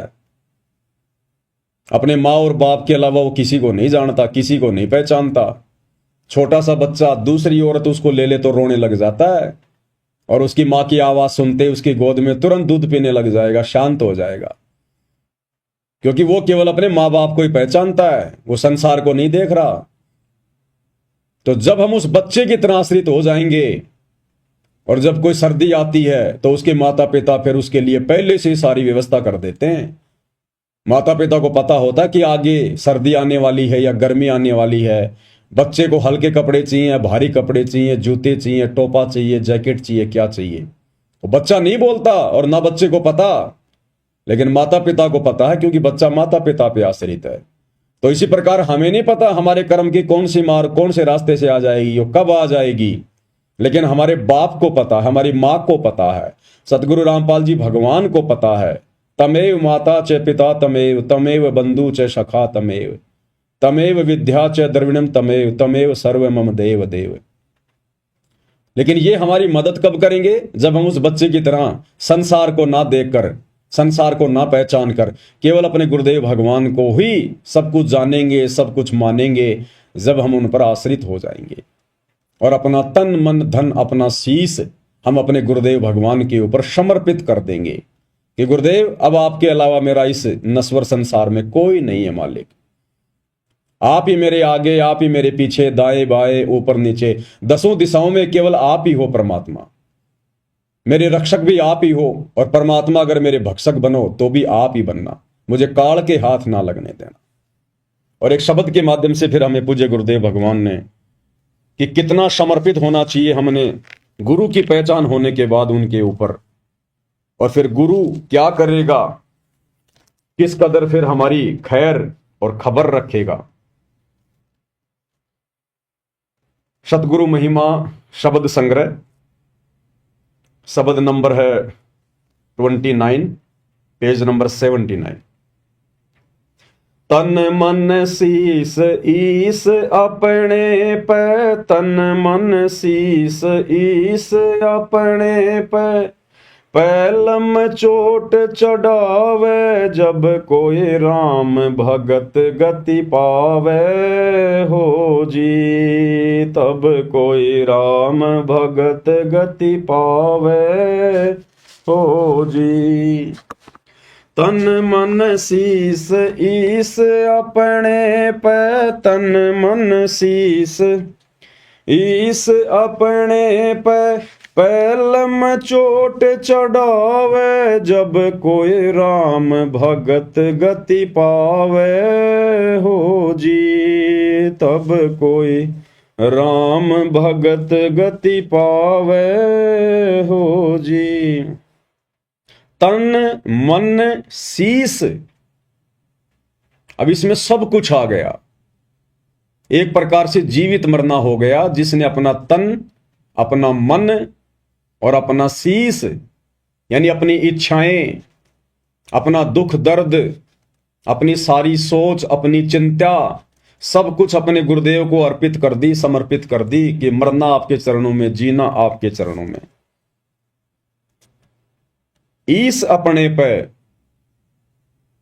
अपने गुरु को ही अपना इष्ट मानकर, अपना ईश मानकर, अपना भगवान मानकर, इष्ट मानी भगवान, इष्ट मानी जो पूज्य देव होता है, वो मानकर जब हम समर्पित हो जाएंगे फिर गुरुदेव हमें अपनी गोद में बैठा लेंगे। पैलम चोट चढ़ावे, बिल्कुल समर्पित कर दे। जब कोई राम भगत गति पावे, तब कोई राम भगत, कौन राम भगत? सतगुरु रामपाल जी का भगत। असली राम तो ये है, राम राम शब जगत बखाने, आदि राम कोई बिरला जाने। अब रामचंद्र जी जो कि त्रेता युग में आए थे, विष्णु जी के अवतार, राजा दशरथ के बेटे, उनका तो केवल शरीर का नाम था रामचंद्र, राम। असल में वो राम नहीं थे, उनमें गुण राम के नहीं थे, वो तो केवल उनकी पहचान थी, उनका नाम था राम। जैसे किसी का श्याम, किसी का राम, उनके पिता का दशरथ, ऐसे ही उनके शरीर की पहचान थी, उनमें गुण राम का एक भी नहीं था, एक भी। वो समस्त गुण उस कबीर देव जो असली राम है, आज धरती पर सतगुरु रामपाल जी के रूप में प्रकट हैं। ये है वो राम। जब कोई राम भगत गति पावे हो जी, तब मोक्ष होगा आत्मा का। भाई सतगुरु तिलक अजपा माला, युगत जटा रखवावे। सतगुरु तिलक अजपा माला, युगत जटा रखवावे। जत को पीन सत्य का चोला, भीतर भेख बनावे। जब कोई राम भगत गति पावे हो जी, जब कोई राम भगत गति पावे हो जी। क्या कह रहे हैं? एक सच्चे भगत ने, सत सेवक ने सत्सेवक का मतलब होता है सच्चा भगत। सत्य यानी सच्चा, दृढ़, मर्यादाओं का पक्का, और सेवक यानी सतगुरु का भगत। तो कहते हैं जो सत्सेवक होगा, जो सच्चा भगत होगा, सतगुरु तिलक, वो अपने गुरुदेव भगवान को सर्वोपरि रख के चलेगा। सतगुरु तिलक, जैसे तिलक यहां लगाते हैं माथे पर सबसे ऊपर सम्मान के लिए, तो गुरुदेव कहते हैं जो सच्चा भगत होगा वो अपने गुरु जी को अति पूजनीय मानकर भक्ति करेगा, सर्वोपरि स्थान पर रखेगा कि गुरु समान नहीं दाता रे जग में, गुरु समान नहीं दाता, कि मेरे गुरु के अलावा और कोई नहीं संसार में, मेरे लिए प्रथम और अंतिम केवल मेरे गुरुदेव भगवान हैं। सतगुरु आदि अनादि है, सतगुरु मध्य है मूल, और सतगुरु को सिजदा करूं एक पलक नहीं भूल। तो कहते अपने तिलक की जगह अपने पूज्य गुरुदेव भगवान को रखना चाहिए, अपने शीश पर, अपने माथे पर सतगुरु तिलक और जप्पा माला। और यदि सतनाम मिल गया है तो कहते हैं उसमें लो लगा देनी चाहिए, दिन रात उसका सुमरण। भाई और बहनों, सतनाम केवल उस 2 मंत्र के नाम को ही नहीं कहते, सतनाम कहते हैं सच्चे नाम को। जो प्रथम नाम है वो भी सतनाम है, क्योंकि वो इन देवी देवताओं का वो सतनाम है, उनके भक्ति बीज हैं, उनके बीज मंत्र हैं, मूल मंत्र हैं। तो प्रथम मंत्र जो कि 7 मंत्र का होता है वो भी सतनाम है, सच्चा नाम है। 2 अक्षर का जो है वो भी सतनाम है, सच्चा नाम है। सार नाम है वो भी सतनाम है, सच्चा नाम है। उसके बाद कहते हैं जो शब्द, जो मंत्र गुरुदेव भगवान से प्राप्त हो जाए फिर उसके ऊपर लो लगा देनी है। और युगत जटा रखवावे, युगत जटा कहते हैं इस जटा की जरूरत नहीं है, लंबे लंबे बाल बढ़ाने की जरूरत नहीं है। युगत जटा, युगत यानी विधि, कहते ना योग युगत की विधि बतावे। मन इंद्री पे पैरा हो, जगन्नाथ एक मंदिर बनवा दे। योग युगत, तो कहते हैं युगत जटा रखवावे, यानी जो भक्ति हमें गुरुदेव भगवान ने दी है उस विधि से भक्ति करे, उन मर्यादाओं में रहकर भक्ति करे। ये बाल बूढ़ बढ़ाकर भगत बनने का दिखावा नहीं करना। युगत जटा रखवावे। और जत को पीन सत का चोला भीतर भेख बनावे। जत को पीन, भगत ने जति होना चाहिए, जति लक्ष्मण की तरह। अगर शादीशुदा है तो अपनी स्त्री के अलावा किसी दूसरी स्त्री में पत्नी वाला भाव भी नहीं आना चाहिए। पर नारी को देखिए बहन बेटी के भाव, कहे कबीर कामनाश का यही सहज उपाय। इसी प्रकार जो माता बहनें हैं उन्होंने भी अपने उस पति के अलावा जिसके साथ उनका संस्कार जुड़ा है, उसके अलावा दूसरे गैर पुरुष में वो पति वाला भाव शौपन में भी नहीं होना चाहिए। उसको कहते हैं जत को पीन और सत का चोला। सत का चोला यानी भगत ने हमेशा सत्य भाषण करना चाहिए, झूठ नहीं बोलना चाहिए। साच बराबर तप नहीं, झूठ बराबर पाप, और जाके हृदय साच है ताके हृदय आप। यानी उस सत्सेवक के साथ में फिर परमात्मा रहते हैं। और भीतर भेख बनावे, ये भारी दिखावा करने की जरूरत नहीं है। लाल पीले कपड़े पहन लिए, लंबे लंबे बाल बढ़ा लिए, लंबी लंबी दाढ़ी बढ़ा ली, कहते हैं ये आपकी पहचान नहीं होनी चाहिए। आपकी पहचान होनी चाहिए शास्त्र अनुकूल साधना से, मर्यादाओं में रहकर गुरुदेव ने जो भक्ति बता दी उस विधि से भक्ति करना। वो भगत के लक्षण, भगत के आचार विचार, भगत जैसा व्यवहार हमारे अंदर लोगों को दिखाई देना चाहिए। कहते भीतर भेख बनावे, यानी वो अंदर से भगत बनाए। बाहरी दिखावे से अगर आपको कोई भगत कह रहा है तो आप भगत नहीं है, परमात्मा को प्यारे नहीं है। आपके आंतरिक विचारों से, आपके बोलचाल से, उठने बैठने के तरीके से, आपकी नजर दृष्टि से लोगों को लगना चाहिए कि बहुत अच्छा आदमी है, बड़ा नेक आदमी है, नेक नीति वाला आदमी है। तो कहते हैं भीतर भेख बनावे। परमात्मा हमारे को अंदर से देखेगा कि हम कितने भगत हैं और कितने भगत नहीं हैं। बाहरी दिखावे से कोई भगत नहीं बनता है। भाई लोक लाज मर्याद जगत की तृण ज्यों तोड़ बगावे। लोक लाज मर्याद जगत की तृण ज्यों तोड़ बगावे। कामनी कनक जहर कर जाने वो शहर अमरपुर जावे। जब कोई राम भगत गति पावे हो जी। जब कोई राम भगत गति पावे हो जी। क्या करें गुरुदेव भगवान? लोक लाज मर्याद जगत की तिनके जो तोड़ बगावे। इस भक्ति मार्ग में गुरुदेव ने बताया यदि हमने सफल होना है तो सबसे बड़ी जो बीमारी है, सबसे बड़ा जो रोग है, उसमें एक है लोक लाज और समाज की फालतू की मर्यादाएं, फालतू के नियम परंपराएं। कहते हैं अगर भगत ने भक्ति मार्ग पर सफल होना है वास्तव में, तो मौका तो गुरुदेव ने दे ही दिया, सत भक्ति दे दी, मार्ग तो हमारे को गुरुदेव ने बता ही दिया। उस मार्ग पर चलना तो हमने ही पड़ेगा। उस मार्ग की तमाम बाधाओं को तोड़ना, साइड में करना, वो हमने पड़ेगा। तो कहते हैं लोक लाज मर्याद जगत की तिनके जो तोड़ बगावे। बिल्कुल भी ना शर्मावे, बिल्कुल भी ना डरे, बिल्कुल भी ना घबरावे। अगर हम जिस परिवार में रह रहे हैं, जिस समाज में रह रहे हैं, रिश्तेदारी, अगर हमारी मर्यादाओं के बीच में अगर उनकी कोई परंपरा बाधा बन के खड़ी होती है जहां हमारी मर्यादा टूटनी हो, कहते हैं कोई शर्म नहीं करनी, चाहे जीजा हो, चाहे फूफा हो, चाहे साड़ा हो, चाहे मामा हो, कोई भी हो, हाथ जोड़ लेने। लड़ाई झगड़ा नहीं करना, मनमुटाव नहीं करना, ऊंचा नहीं बोलना, आधीन भाव से कि भाई देखो मैं तो उपदेशी हूं, आप लोगों को पता ही है, मैंने उपदेश ले रखा गुरुदेव का और ये हमारी मर्यादाओं में नहीं है, मैं इसमें आपका कोई सहयोग नहीं कर सकता, माफी चाहता हूं। फिर वो चाहे नाराज हो चाहे प्रसन्न हो, वो अगले का काम है। हमने वहां से तुरंत बैक हो लेना है, उन समाज की मर्यादाओं से बिल्कुल हट जाना है। और अगर लोक लाज में आ गए, शर्मा शर्मे में आ गए, दबाव में आ गए, अब लोक लाज में शर्मा शर्मे में आकर मर्यादा वो ही तोड़ेगा जो ज्ञान अच्छे से नहीं समझेगा। और मर्यादा टूटी तो फिर गए हम काम से, सावधानी हटी दुर्घटना घटी।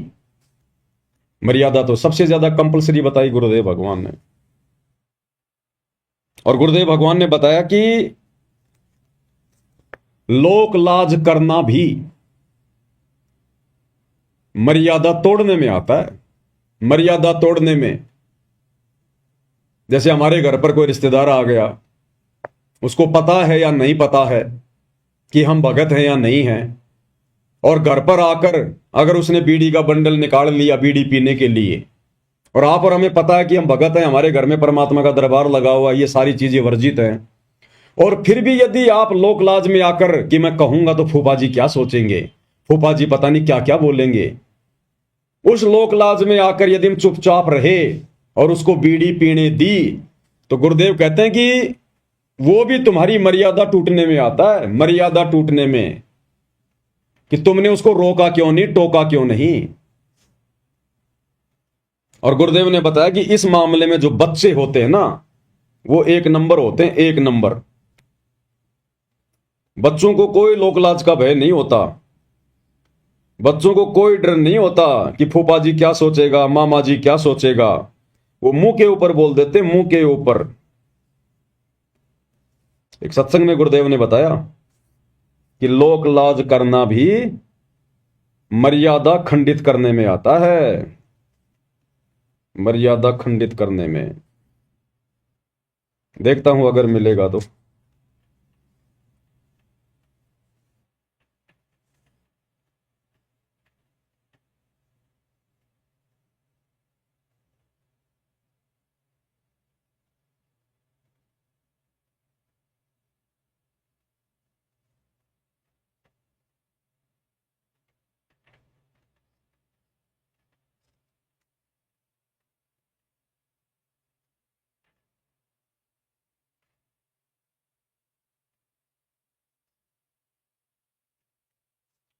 क्या करें गुरुदेव भगवान, ध्यान से सुनिएगा। तो अब ऐसा निर्मल ज्ञान पूरे विश्व में फैलेगा। ठीक है, कोई 2-4-10% कर्महीन इंसान होंगे, वो तो अलग बात है। जहां 90% इंसान ठीक हो जाएंगे, उन 10% की पार पड़े को नहीं, उनकी नहीं बसावेगी, उन्हें सीधा होना पड़ेगा। वो भी सीधे हो जाएंगे, विकार रहित हो जाएंगे, सरमाया करेंगे, लुकते फिरा करेंगे।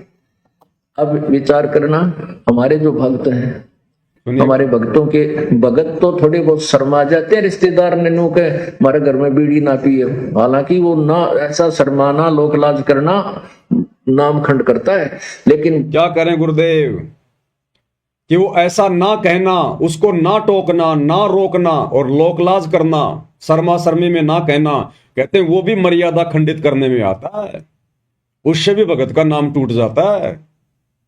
ध्यान से सुन लीजिए। हमारे जो भक्त हैं, हमारे भक्तों के भगत तो थोड़े बहुत शर्मा जाते हैं रिश्तेदार ने नू के हमारे घर में बीड़ी ना पिए, हालांकि वो ना ऐसा शर्माना, लोकलाज करना नामखंड करता है। लेकिन बालक तुरंत कह देते हैं कि हमारे घर में बीड़ी नहीं पियोगे आप। तो फिर वो जो बीड़ी शराब पीने वाले हमारे भक्तों के घर में आ भी जाते हैं, तो कहीं छुप के गली में बाहर बैठ के जो करकाओं के देखो बालक तना देख ले इनका, आके फिर टोक दे तू बीड़ी पीवे, तो ऐसे डरा करेंगे फिर ये पाप करते हुए, और धीरे धीरे फिर ये बुराई छूट जाएगी, एक दूसरे को देख कर छोड़ेंगे। अब हमने ऐसी बुराई प्रारंभ की है, एक बीड़ी पीने लग गया, दूसरा दिखाइए, एक बार तो उसको बहुत बुरी तरह खांसी उठे, आंखों में पानी आवे, फिर जो मास्टर है ना पीने वाला, तो कोई बात ना, मेरे भी नहीं होया था, एक बार पी ले, उसने प्यागे छोड़े और ट्रेंड कर देता है। ऐसे ही जब हम बुराई से दूर हो जाएंगे, हमारे संग में, हमारे बच्चों के संग में जो व्यक्ति आओगा, उसको भी नहीं कहेंगे भाई यहाँ बीड़ी मत पिए, मेरे धुआं चढ़ता है, मुझे नुकसान होता है, हमारे घर में हानि हो जाती है, तो फिर वो अब शर्मा कर छोड़ देंगे बुराइयों। एक भगत कह रहा था जी, हमारे सारे घर में जो ना मांस खाते थे, हम भी खाते थे, अब ज्ञान हुआ तो मैंने, मेरी माँ ने, पान भाई उन सब ने नाम ले लिया, मेरा पिताजी ना मान रहे, तो हमने बनाना ही बंद कर दिया। तो वो ढीठ है, बाहर चला होगा होटल पर बनाया, और वहां जो खाने लगेगा ना, जब छोटा लड़का है मेरा, वो जाके दादा आज तू ये मुर्गे का मांस खाता है, एक दिन मुर्गा तो तू मुर्गा बनेगा, ये मनुष्य बनेगा, तुझे खाएगा। तो 1-2 बार तो उसने धमकाया, फिर जब भी खाता दिखा, जब पहुंचा तो बुढ़ा फिर छुप के बाथरूम में बैठ के खाने लग गया, कुआड़ मुंद के, अरे छोड़ता नहीं। तो क्या कहा गुरुदेव भगवान ने, लोक लाज करना भी मर्यादा खंडित करने में आता है, नाम तोड़ने में आता है। तो हाँ परम भगत भाई बहनों ने लोक लाज भी नहीं करनी, लड़ना भी नहीं, झगड़ना भी नहीं, प्यार प्रेम से बोल देना है।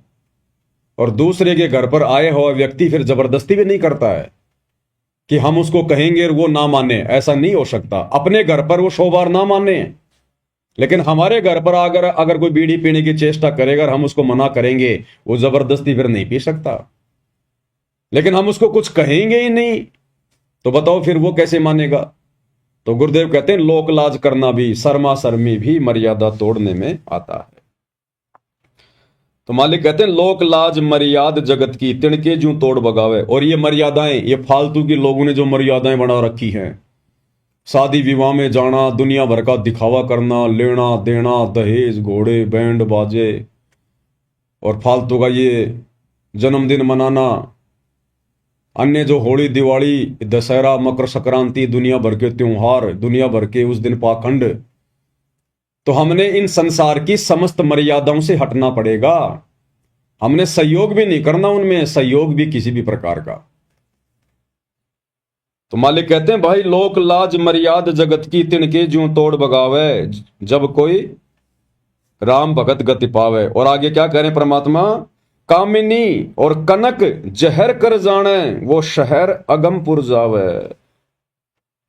कामिनी कनक जहर कर जाने, वो शहर अगम अमरपुर जावे, जब कोई राम भगत गति पावे हो जी। कामनी, कामनी यानी स्त्री, औरत, और कनक, कनक यानी सोना। परमात्मा कहते हैं इन दो वस्तुओं को जब तक भगत जहर के समान नहीं समझेगा। अब स्त्री को जहर के समान कैसे? स्त्री तो हमारी मां भी है, हमारी बहन भी है, स्त्री भी स्त्री है। परमेश्वर ने बताया कि नाम उपदेश लेने के बाद, इस भक्ति मार्ग में आकर ये ज्ञान समझने के बाद, हमने उस कामनी से नफरत नहीं करनी, अपनी औरत से नफरत नहीं करनी। जो बकवाद हैं, जो कुकर्म हैं, जो विषय वासना है, हमने उनसे पीछे हटना है। भक्ति तो हमारी स्त्री भी करेगी, नाम ले लिया तो भक्ति तो वो भी करेगी। उसने भी अपने पुरुष के साथ संबंध बनाने से बचना है। उसको कहते हैं कामिनी, और कनक जहर कर जाने, और सोना शरीर पर तो धारण करना ही नहीं है। गुरुदेव ने बताया अगर घर में भी सोना है तो उसको भी निकाल दो, बेच दो, वो पैसा किसी दूसरे काम में ले लो या मालिक की सेवा में लगा दो। सोना तो हमने घर में भी नहीं रखना, क्योंकि सोने में काल का निवास है। ईमान बड़ाई पैदा करेगा। दिखावे के लिए तो लोग इतने महंगे महंगे सोने चांदी के जेवरात वगैरह लेते हैं, और वो कौन सा दूध देता है बताओ? सिर्फ दिखावे के लिए। तो ये दिखावा तो परमात्मा से सैकड़ों कोस दूर करता है भगत को। तो परमेश्वर कहते हैं ये दो वस्तुएं भक्ति मार्ग में जहर के समान है। कामिनी कनक जहर कर जाने, वो शहर अमरपुर जावे, वही भगत आत्मा सतलोक का दरवाजा देख सकती है जो इन दोनों से दूर होगी। स्त्री से दूर होने की बात नहीं कही गुरुदेव ने, लेकिन बुराइयों से, बकवादों से दूर होने की बात कही है कि वो बकवाद अब नहीं चलेगी। वो शारीरिक संबंध, वो विषय वासना का खेल, वो गंदा कर्म अब इस भक्ति मार्ग में नहीं चलेगा। अगर तुझे ज्ञान समझ में आ गया तो कामनी कनक जहर कर जाने, वो शहर अगमपुर जावे, जब कोई राम भगत गति पावे हो जी। आगे क्या कह रहे हैं गुरुदेव? भाई जो पतिव्रता पति से राती, आन पुरुष ना भावे। जो पतिव्रता पति से राती, आन पुरुष ना भावे।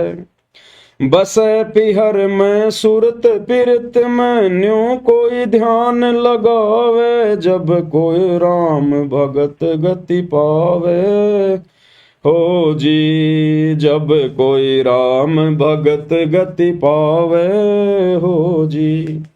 भाई जो पतिव्रता पति से राती, और आन पुरुष ना भावे। जैसे एक पतिव्रता स्त्री, औरत, केवल वो अपने पति से ही रति क्रिया करती है। राति यानी रति क्रिया, शारीरिक संबंध। जो पतिव्रता पति से राती, आन पुरुष ना भावे।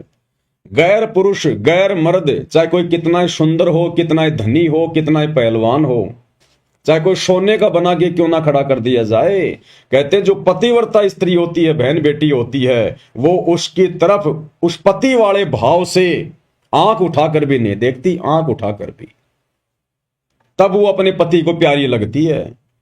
तो इसी प्रकार इस सतभक्ति मार्ग में आने के बाद सबसे पहले तो हमें हमारा जो पति है, जो परमेश्वर है, इष्ट है, वो समझ में आना चाहिए।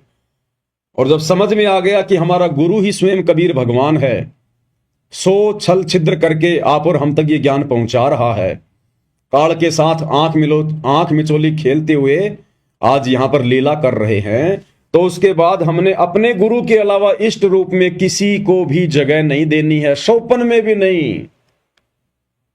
चाहे कोई कितना सुंदर हो, कितना कुछ भी हो, कितना लोभ दे या प्रलोभन दे, कुछ भी करे, एकमात्र सतगुरु रामपाल जी परमेश्वर जी के अलावा सौपन में भी हमने किसी और का बखान नहीं करना, और की महिमा नहीं करनी, और का गुणगान नहीं करना।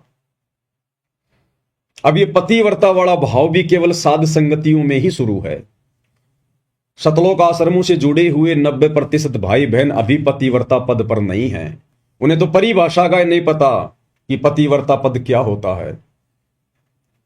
वे अपने गुरु को अपना इष्ट नहीं मानते, अपना पति परमेश्वर नहीं मानते। आज भी वे अपना पति, अपना भगवान, अपना कबीर, उस दाढ़ी मूछ वाली कागज की समझे जाने वाली कबीर जी की नकली फोटो को मान रहे हैं। और हर साल जून के महीने में उसका प्रकट दिवस मनाते हैं। अगर अपने गुरु को ही असली कबीर मान लिया होता, रियल कबीर मान लिया होता, यदि पतिव्रता पद पर आ गए होते, तो आत्मा सोचेगी भी नहीं उस दाढ़ी मूंछ वाली कबीर जी की फोटो को परमात्मा मानने की या उसका प्रकट दिवस मनाने की। जैसे हम सत्सेवक भाई बहनों ने उस दाढ़ी मूंछ वाली कबीर जी की समझे जाने वाली नकली मुर्दा बेजुबान फोटो को घर से बाहर निकाल दिया। ना हम अपने दरबार में रखते, ना लॉकेट में रखते, ना घर की दीवारों पर रखते, कहीं नहीं रखते। हम तो शौपन में भी वो चेहरा याद नहीं करते, अपने गुरु के अलावा, अपने इष्ट के अलावा। और इन आश्रमों में सतगुरु रामपाल जी को तो बहुत बाद में याद किया जाता है। उन्हें तो केवल एक मानुष मानकर छोड़ दिया, केवल अपना गुरु मानकर छोड़ दिया, एक संत श्रेणी में लेकर छोड़ दिया, और भगवान मान रहे हैं उस दाढ़ी मूंछ वाली फोटो को।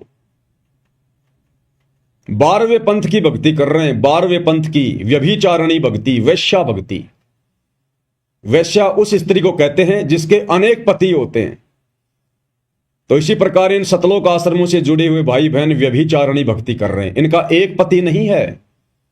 आप इनके घर पर जाकर देखिए, जहां पर इन्होंने अपना दरबार लगाया होता है, उस दरबार में आपको 5-5 पति मिलेंगे, 5-5 फोटोएं। महाभारत की द्रौपदी बनकर ये लोग भक्ति कर रहे हैं।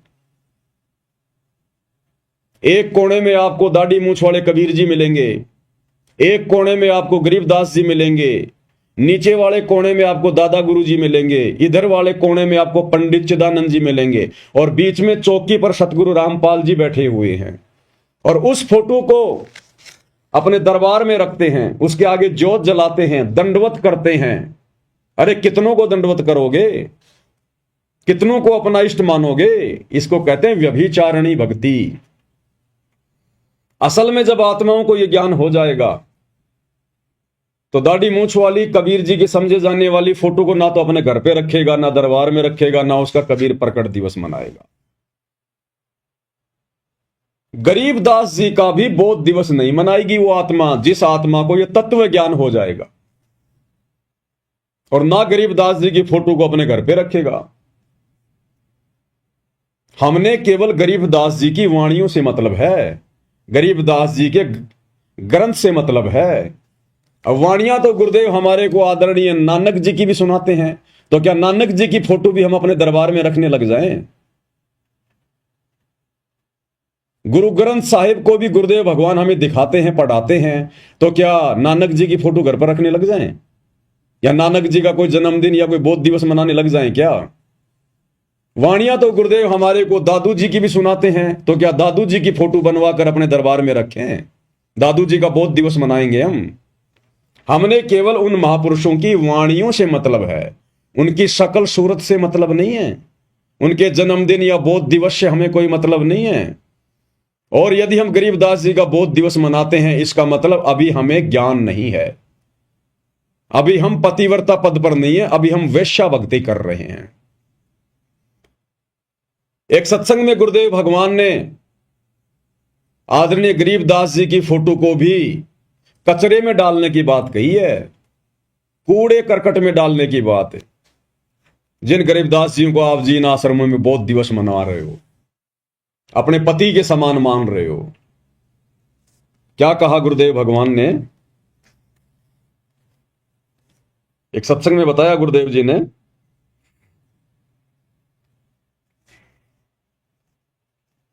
छोटा सा सत्संग है। एक बहन जो पहले बहुत सारी पूजा किया करती थी, हरिदास जी को पूजा करती थी, गरीबदास जी को पूजा करती थी, फिर भी घर में नुकसान, और जब गुरुदेव की शरण में आई, ये ज्ञान सुना, तो उसके बाद गुरुदेव भगवान उस बहन के मुख कमल से बोली गई कथा को अपने मुख कमल से सुना रहे हैं। यानी वो बहन तो बोलने में उपचूक कर दे, लेकिन गुरुदेव भगवान ने जो शब्द निकाल दिए वो परम सत्य हैं। तो गुरुदेव भगवान कह रहे हैं, फिर उस बहन ने वो हरिदास जी की, वो गरीबदास जी की फोटोएं सब कचरे में डाल दी। अगर गरीबदास जी आप और हमारे लिए, हम 13वें पंथ की आत्माओं के लिए अगर वो पूजनीय होते, तो गुरुदेव गरीबदास जी की फोटो के लिए तो बोल देते कि भाई कम से कम गरीबदास जी को तो तू कचरे में ना डालती। लेकिन गुरुदेव खुद अपने मुख कमल से बोल गए, इसको कहते हैं शब्द सैन सतगुरु की पहचान है, पावे अटल सुहाग रे। हमने गुरुदेव के संकेतों को ही समझना पड़ेगा। परमात्मा संकेत ही छोड़ेंगे और संकेतों को वही समझेगा जो गुरुमुख होगा, जिसको तत्व भेद होगा। तत्व भेद एक न्यारा रे साधु भाई, तत्व भेद एक न्यारा, और समझेगा कोई गुरुमुख प्यारा, तत्व भेद एक न्यारा। तो क्या कह रहे हैं गुरुदेव भगवान? रोटी खा के बच्चे को खाना खिलाया, मैंने खाना बना रही थी, और वो अपना मोटरसाइकिल उठा के चला गया प्रतिदिन की तरह। अपने साथी को लिया जो साथ ही मकान था थोड़ी दूरी पे, तो चले गए। मैंने वो 2-4 रोटियां और बनाई।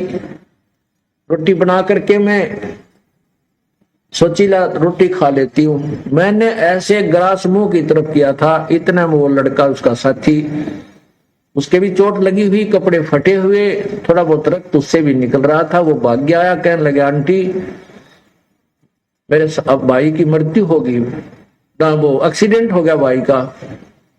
अब उसने नो कहा और मेरे हाथ से वो रोटी छूट गई मुंह में, जो एक्सीडेंट खाने के लिए ग्रास उठाया था। अब मैं सिर पे कपड़ा नहीं, पैरों में जूते नहीं, उस बच्चे के पीछे पीछे बहुत बुरी तरह दौड़ ली। उसने स्थान बता दिया था कि वहां एक्सीडेंट हो गया। वहां गई तो वहां मोटरसाइकिल बुरी तरह टूटी हुई पड़ी थी, बच्चा नहीं था। पता चला कि वो किसी हॉस्पिटल, नजदीक ही एक अस्पताल था सरकारी, वहां लेकर गए हैं। वहां जाकर पता चला कि वो, जाते ही पता लग गया कि उसकी मृत्यु हो चुकी है। कहते मैंने द्वार, उस हॉस्पिटल की द्वार का टक्कर मारी, मेरा सिर फट गया, बेहोश हो गई, 7 आंखें आई मेरे सिर में। उसके बाद रो रो का बुरा हाल हो गया। और जितनी भी पूजाएं मैं किया करती थी, ठाक मैंने कुर्डिया पे फेंक दियो, देवताओं की मूर्ति मारती, और वो पितरा की जितने भी पूजाएं मैं करती थी, क्योंकि मैं ढेर सारी पूजाएं करती थी। मैंने कोई स्थान नहीं छोड़ा, जिसने भी जो बता दिया कि वहां भी जाइए, वहां भी जाइए, है सारे सब पूजाएं मैं करती थी। देवी देवताओं की, ब्रह्मा विष्णु जी की, शिव जी की, हनुमान जी की, संतोषी माता की, शेराणी माता की, बाबा श्याम जी की, यानी जो भी, हरिदास जी की, गरीबदास जी की, यानी जहां भी जिसने मुझे नियर, हरिदास जी की, गरीबदास जी की, हनुमान जी की, सबकी फोटोएं उतार के उसने कहां डाल दी? कचरे में डाल दी, डस्टबिन में डाल दी। अगर गरीबदास जी आप और हमारे लिए यदि पूजनीय होते, यदि गरीबदास जी की पूजा करनी होती, उनकी फोटो दरबार में रखनी होती, यदि उनका बोध दिवस मनाना होता, तो गुरुदेव भगवान यहां ये संकेत ना करते। गरीबदास जी की, हरिदास जी की, सबकी फोटो उसने कहा डाली? कचरे में। तो बताओ भाई और बहनों, आप और हम क्या पूज रहे हैं फिर वर्तमान में? फिर आप और हम किस गरीबदास जी का बोध दिवस मना रहे हैं? क्यों मना रहे हैं? जब तक ज्ञान नहीं, इसलिए मना रहे हैं। ये सत्संगों में परमात्मा ने सारे भेद दे रखे, सारे भेद। खुल के नहीं कहेगा परमात्मा कि बस एक मेरी पूजा करो, बाकी सबको छोड़ दो। और वाणी में कह दिया कि एक के साधे सब सदे, सब साधे सब जाए, और माली सींचे मूल को फले फूले अगाए। और स्पष्ट कर दिया, गुरु समान नहीं दाता रे जग में, गुरु समान नहीं दाता। अब इससे ज्यादा और क्या कहेंगे? हम जानवर नहीं है जो खुल के बताएंगे, नाक में नाथ डाल के समझाएंगे। ये तत्व ज्ञान इसीलिए दिया है और मनुष्य जन्म इसीलिए दिया है ताकि हम संकेतों को समझ जाएं। तो क्या कह रहे हैं गुरुदेव? हरिदास और गरीबदास जी की फोटो भी उस बहन ने कहां डाली? कचरे में। इसी प्रकार वो दाढ़ी मूछ वाली, वो कबीर जी की समझे जाने वाली नकली फोटो, इन सब का स्थान कहां है? वो कचरा।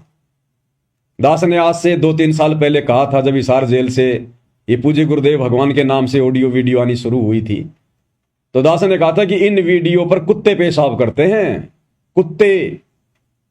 तो एक भाई था जयपुर का, बड़ा आग बबूला हो गया, जैसे सारा ज्ञान उसी को समझ में आ गया हो, और उस बात को लेके वो 10-20 सत्सेवकों को तोड़ के ले गए अपने साथ मैनेजमेंट में कि ये तो गुरु जी की फोटो के ऊपर कहता कि कुत्ते मूतते हैं।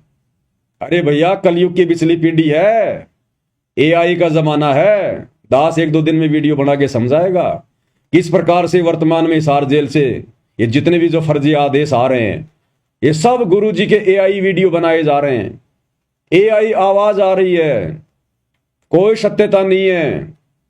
बचाव का एक ही तरीका है, केवल गुरुदेव के ज्ञान को आधार बनाकर भक्ति की जाए।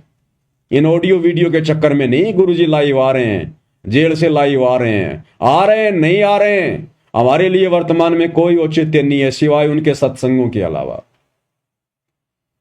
तो गरीबदास जी की फोटो को गुरुजी कह रहे कचरे में, और ये बात यदि मैं बोल देता तो पता नहीं क्या फिर ये लोग बवाल उठा देते।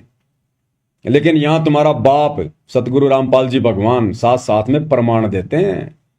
ये दास अगर कुछ बोल भी जाता है ना तो परमात्मा 2-3 महीने बाद में अपने सत्संग में उसका प्रमाण दे देते हैं कि ये नहीं बोलता, इसको मैंने बुलवाया था। तो क्या कह रहे हैं परमात्मा? हरिदास जी की, गरीबदास जी की, सबकी फोटोओं को कचरे में डालने की बात कर रहे हैं। मरती और वो पितरा की जितने भी पूजाएं मैं करती थी, क्योंकि मैं ढेर सारी पूजाएं करती थी, मैंने कोई स्थान नहीं छोड़ा। जिसने भी जो बता दिया कि वहां भी जाइए वहां भी जाइए, सारे सब पूजाएं मैं करती थी। देवी देवताओं की, ब्रह्मा विष्णु जी की, शिव जी की, हनुमान जी की, संतोषी माता की, शेराड़ी माता की, बाबा श्याम जी की, यानी जो भी हरिदास जी की, गरीबदास जी की, यानी जहां भी जिसने मुझे नियर बाई बताया मैं उड़े जाया करती कि हे भगवान मेरे बच्चे की लंबी आयु देना। परमात्मा कहते हैं कि जो खावे ताको, जो बक्षक ताको विश्वासा, और जो रक्षक उसते ये फिरे उदासा। जो इनको खाता है, जो भक्षक है, उसको तो ये भगवान मान रहे हैं काल को तो, और जो रक्षक है कबीर परमात्मा, उससे उदास करते हैं, कहते ना तू भगवान नहीं।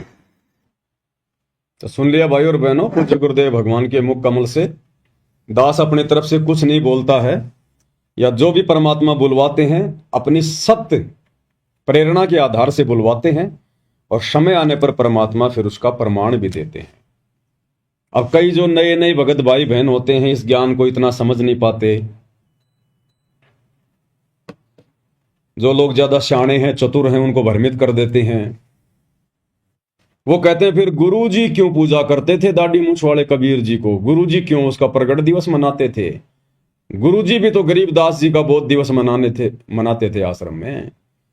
भाई आप और हम गुरुजी नहीं हैं, वो काम गुरुजी किया करते थे। आप और हम जीव हैं। इस 21 ब्रह्मांड के जो कर्म है आप और हमारे ऊपर लागू हैं, गुरु के ऊपर लागू नहीं है।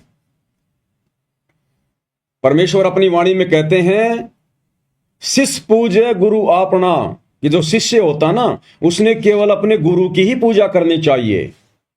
शिष्य पूजे गुरु आपना और गुरु पूजे सब साध। और जो गुरु होता है वो सबकी पूजा करेगा। गरीबदास जी को भी पूजेगा, कबीर जी को भी पूजेगा, मुनिंद्र को भी पूजेगा, अपने गुरु को भी पूजेगा, सबको पूजेगा। तो कहते हैं शिष्य पूजे गुरु अपना। शिष्य का धर्म केवल यही है, अपने गुरु की पूजा करे और किसी के ना करे। और गुरु पूजे सब साध, क्योंकि गुरु ने तो आपको भक्ति समझानी है, आपको भक्ति मार्ग पर लगाना है। गुरु के ऊपर कोई काल का नियम, कोई कर्म लागू नहीं है। वो केवल नियमों में रहने की भूमिका करता है। तो उसने तो हमारे को सभी महापुरुषों की वाणियां समझानी है, ज्ञान समझाना है। गुरु तो सबका ही जो है वो पूजा पाठ करेगा, जो मर्जी करेगा। लेकिन भगत के लिए क्या आदेश है? शिष्य पूजे गुरु अपना और गुरु पूजे सब साध। कहे कबीर उन दोनों का मता बड़ा अगाध। कहते हैं उस गुरु के पूजने में और शिष्य के पूजने में, उन दोनों के बीच में बड़ा अंतर है, बड़ा भेद है, बड़े नियम है, बड़ी मर्यादा है। तो गुरु किसको पूज रहा है, गुरु क्या कर रहा है, वो हमारे लिए मायने नहीं रखता। हमने गुरु की जो करनी है उसको देख के नहीं चलना। गुरु की जो कथनी है, गुरु ने जो कथनी, जो कथ दी अपने सत्संगों के माध्यम से, हमने उसको आधार बना के चलना है, उसको भक्ति करनी है।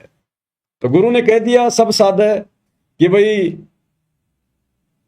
मालिक की जो वाणी है कि एक कै साधे सब सदे और सब साधे सब जाए और माली सींचे मूल को फले फुले गाय। तो हमने केवल एकमात्र अपने गुरुदेव की ही पूजा करनी है, उन्हीं को साधना है। उनकी साधना में, उनकी पूजा में सबकी पूजा आ गई। अगर हम पेड़ की, अगर हम जड़ की पूजा करेंगे, जड़ में अगर हम खाद डालेंगे, पानी डालेंगे, तो वो खुराक पूरे पेड़ को जाएगी। हमने अलग से टहनियों को खाद देने की जरूरत नहीं है, और जो टहनियों को खाद देगा लोग उसको मूर्ख कहेंगे। हमने उनकी पत्तियों में खाद डालने की जरूरत नहीं, पानी डालने की जरूरत नहीं है, अगर कोई डालता है तो उसको लोग मूर्ख कहेंगे। उस पेड़ की जड़ में ही हमने पानी डालना होगा, खाद डालनी होगी, और कहीं नहीं। तो इसी प्रकार यदि हमने भक्ति पर सफल होना है, मोक्ष प्राप्त करना है, तो एकमात्र जो भक्ति की जड़ है, जो भक्ति का मूल है, सतगुरु, हमने केवल उन्हीं की पूजा करनी है, उन्हीं की सेवा करनी है। अन्य ना गरीबदास जी की, ना दाढ़ी मूछ वाले कबीर जी की, ना हमारे दादा गुरु जी के, ना पंडित जो है चिदानंद जी के, ना किसी और की। उन महापुरुषों की वाणियां यदि हमारे लिए उपयोगी हैं, भक्ति में सहयोगी हैं, तो हमने उनकी वाणियों का सहारा लेना है, उनकी फोटोओं का सहारा नहीं लेना। उनके जन्मदिन और उनके वो प्रकट दिवस और उनके वो बोध दिवस नहीं मनाने हमने, अन्यथा फेल हो जाएंगे फिर भक्ति मार्ग पर। तो परमेश्वर कहते हैं, जो पतिव्रता पति से राती, आन पुरुष ना भावै। हमने भी उसी पतिव्रता स्त्री की तरह भक्ति मार्ग पर पतिव्रता आत्मा का रोल निभाना है। अपने गुरु के अलावा हमने शौपन में भी किसी और अन्य देव या महापुरुष या साधु संत की तरफ आंख उठा के भी नहीं देखना।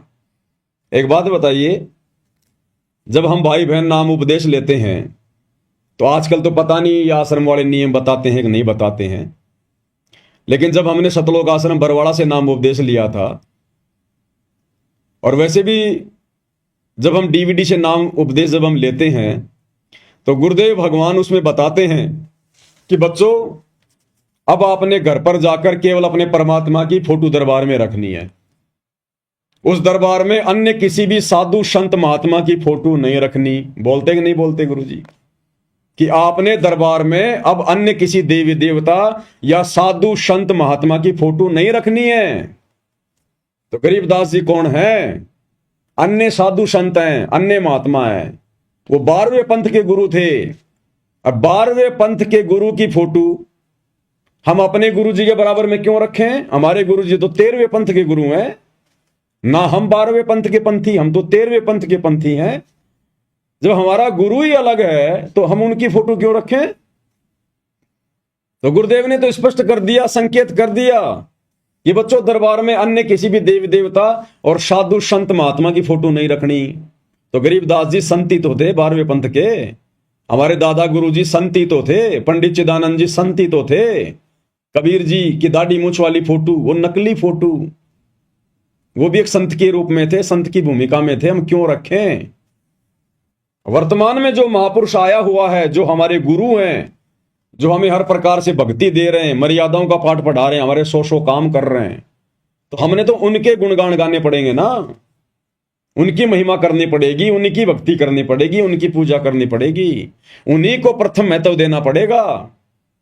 अगर हमने जरा भी किसी और का बोध दिवस मना लिया, जन्मदिन मना लिया, कोई प्रकट दिवस मना लिया अपने गुरुदेव के अलावा, तो जिस प्रकार वो व्यक्ति, जिसकी पत्नी उसके अलावा किसी और से भी संपर्क करती है या हंसी मजाक भी अगर करती है, और अगर वो देख लेगा तो वो उसको अपने दिल से उतार देता, दिल से।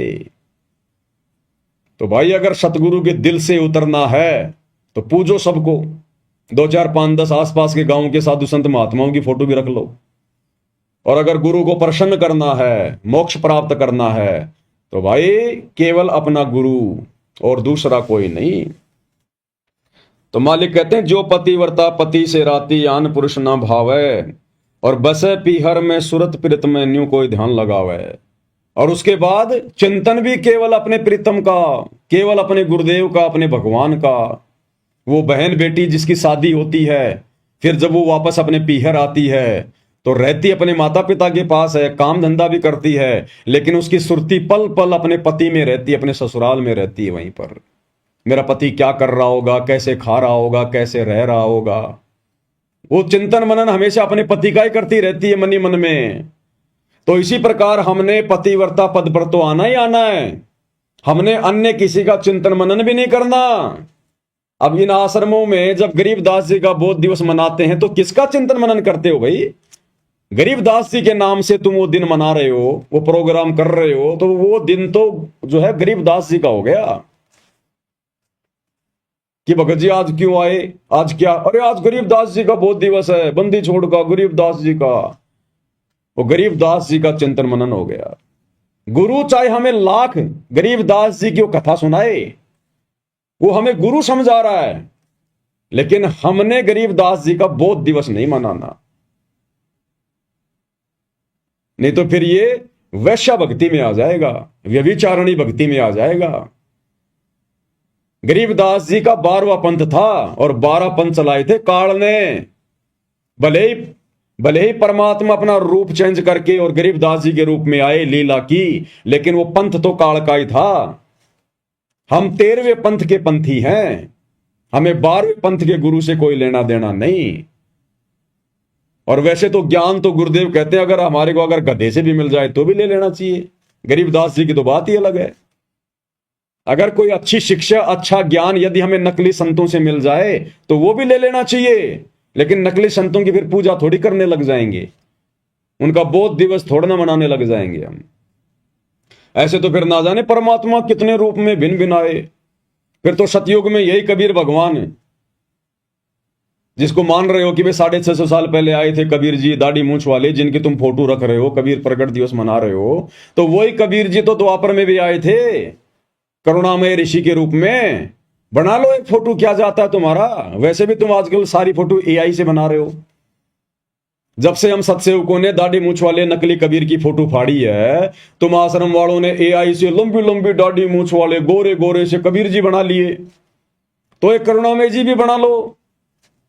फिर त्रेता युग में परमात्मा ऋषि मुनिंद्र के नाम से आए थे, एक मुनिंद्र की फोटो भी बना लो। सतयुग में सतसुकृत नाम से आए थे, एक सतसुकृत वाली फोटो भी बना लो। और इनके भी बोध दिवस मनाना शुरू कर दो, तुम्हारा तो बहुत अच्छा धंधा चलेगा।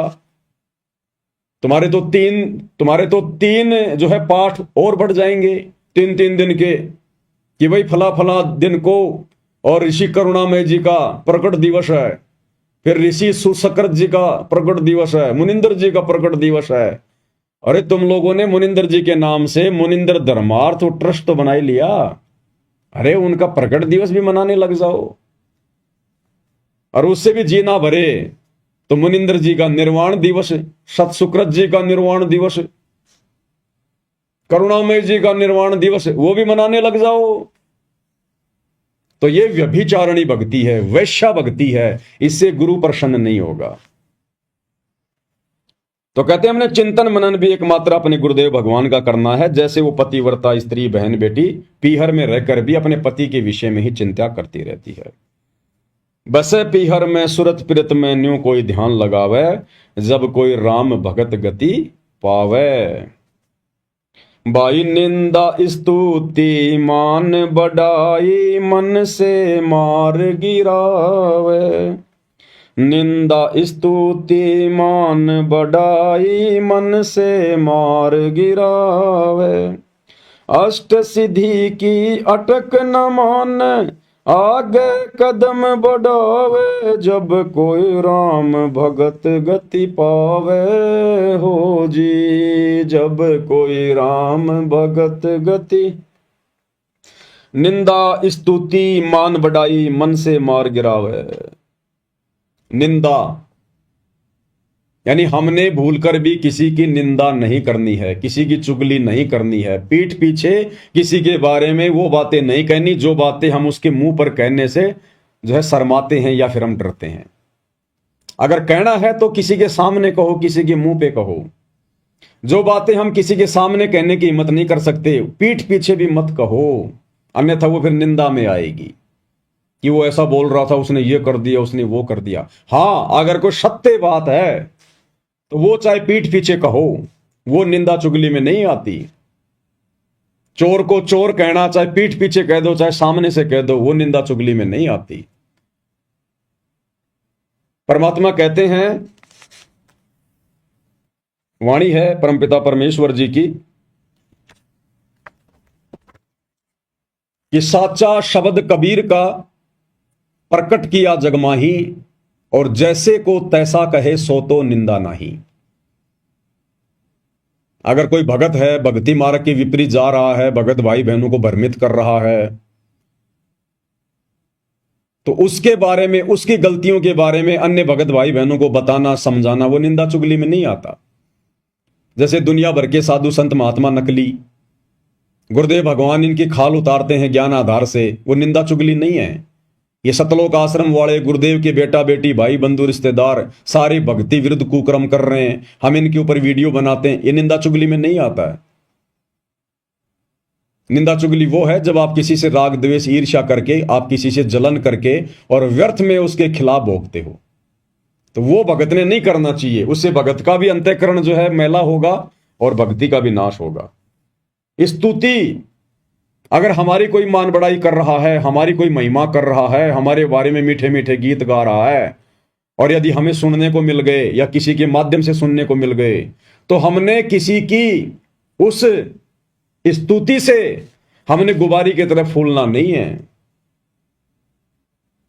हमने अपने अंदर मान बढ़ाई पैदा नहीं करनी है।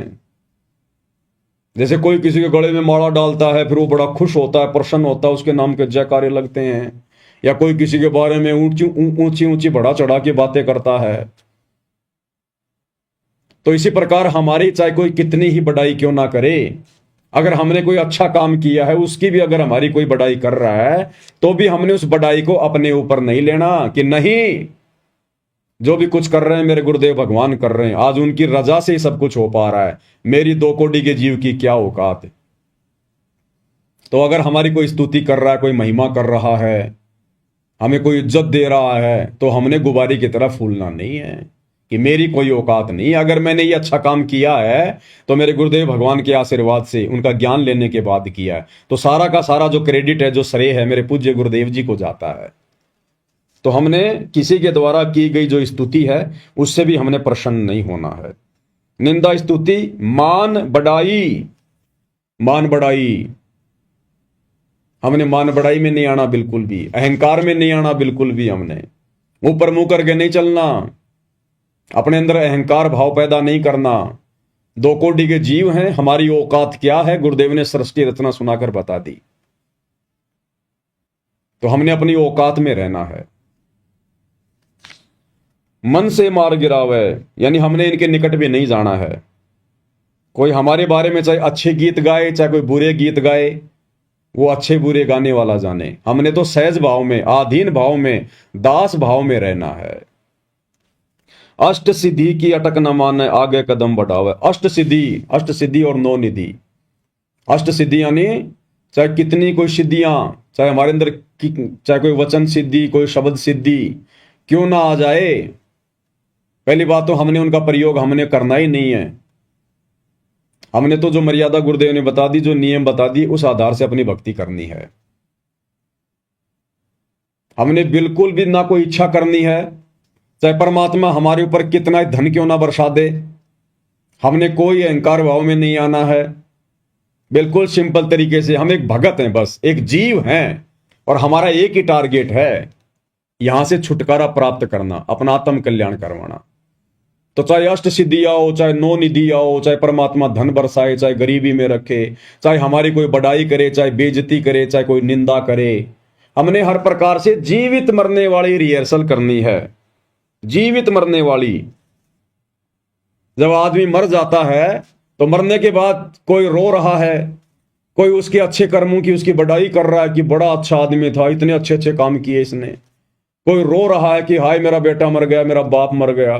साइड में 2-4 कोई मेरे जैसे कोई गालियां भी निकालते रहते हैं कि अच्छा हुआ मर गया, निकम्मा आदमी, एक धेले का नहीं था। तो वो मरने वाला कोई प्रतिक्रिया नहीं देता है, चाहे कोई उसके अच्छी गीत गाओ, चाहे बुरे गीत गाओ, वो तो मुंह फाड़ के पड़ा है। तो इसी प्रकार परमेश्वर कहते हैं जीवित मरना वही है, यो गुरु ज्ञान विज्ञान वाणी, जीवित ही जग में मरो। कि वास्तव में तत्व ज्ञान को समझना और अपने गुरुदेव के वचनों पर चलना, उनकी वाणियों पर चलना, असल में यही है कि तुम जीवित मर जाओ। और जिस दिन भगत ने अपने आप को जीवित मरना समझ लिया, जीवित मरा हुआ मान लिया, समझ लिया, उस दिन परमात्मा फिर हमारे ऊपर रजा करेंगे, दया करेंगे। फिर एक कथा बताई गुरुदेव भगवान ने कि जीवित मरने पर ही कैसे मुक्ति मिलेगी, मोक्ष मिलेगा, उसके बिना नहीं मिलेगा। चाहे हम कितना ही कुछ शाणे बन जाएं, हम भक्ति मार्ग में शाणपत तो चलती नहीं है, चतुराई तो चलती नहीं भक्ति मार्ग में। यहां तो भोला बन के, दास बन के, अधीन बन के, पागल सा बन के, मूर्ख सा बन के, तब हम यहां से मोक्ष प्राप्त कर सकते हैं। तो गुरुदेव ने बताया कि एक सेठ जी था, एक तोता पकड़ के ले आया, पिंजरे में डाल दिया और काफी दिन हो गया। अब तोता भी काफी प्रयास कर रहा था, लेकिन पिंजरा तोता कैसे तोड़े। अब सेठ जी था सत्संगी आदमी। अब तोते ने दिमाग लगाया, तो जब सेठ से परिवार सत्संग सुनने जाने लगा तो तोते ने कहा कि सेठ जी एक प्रार्थना है, बता भाई।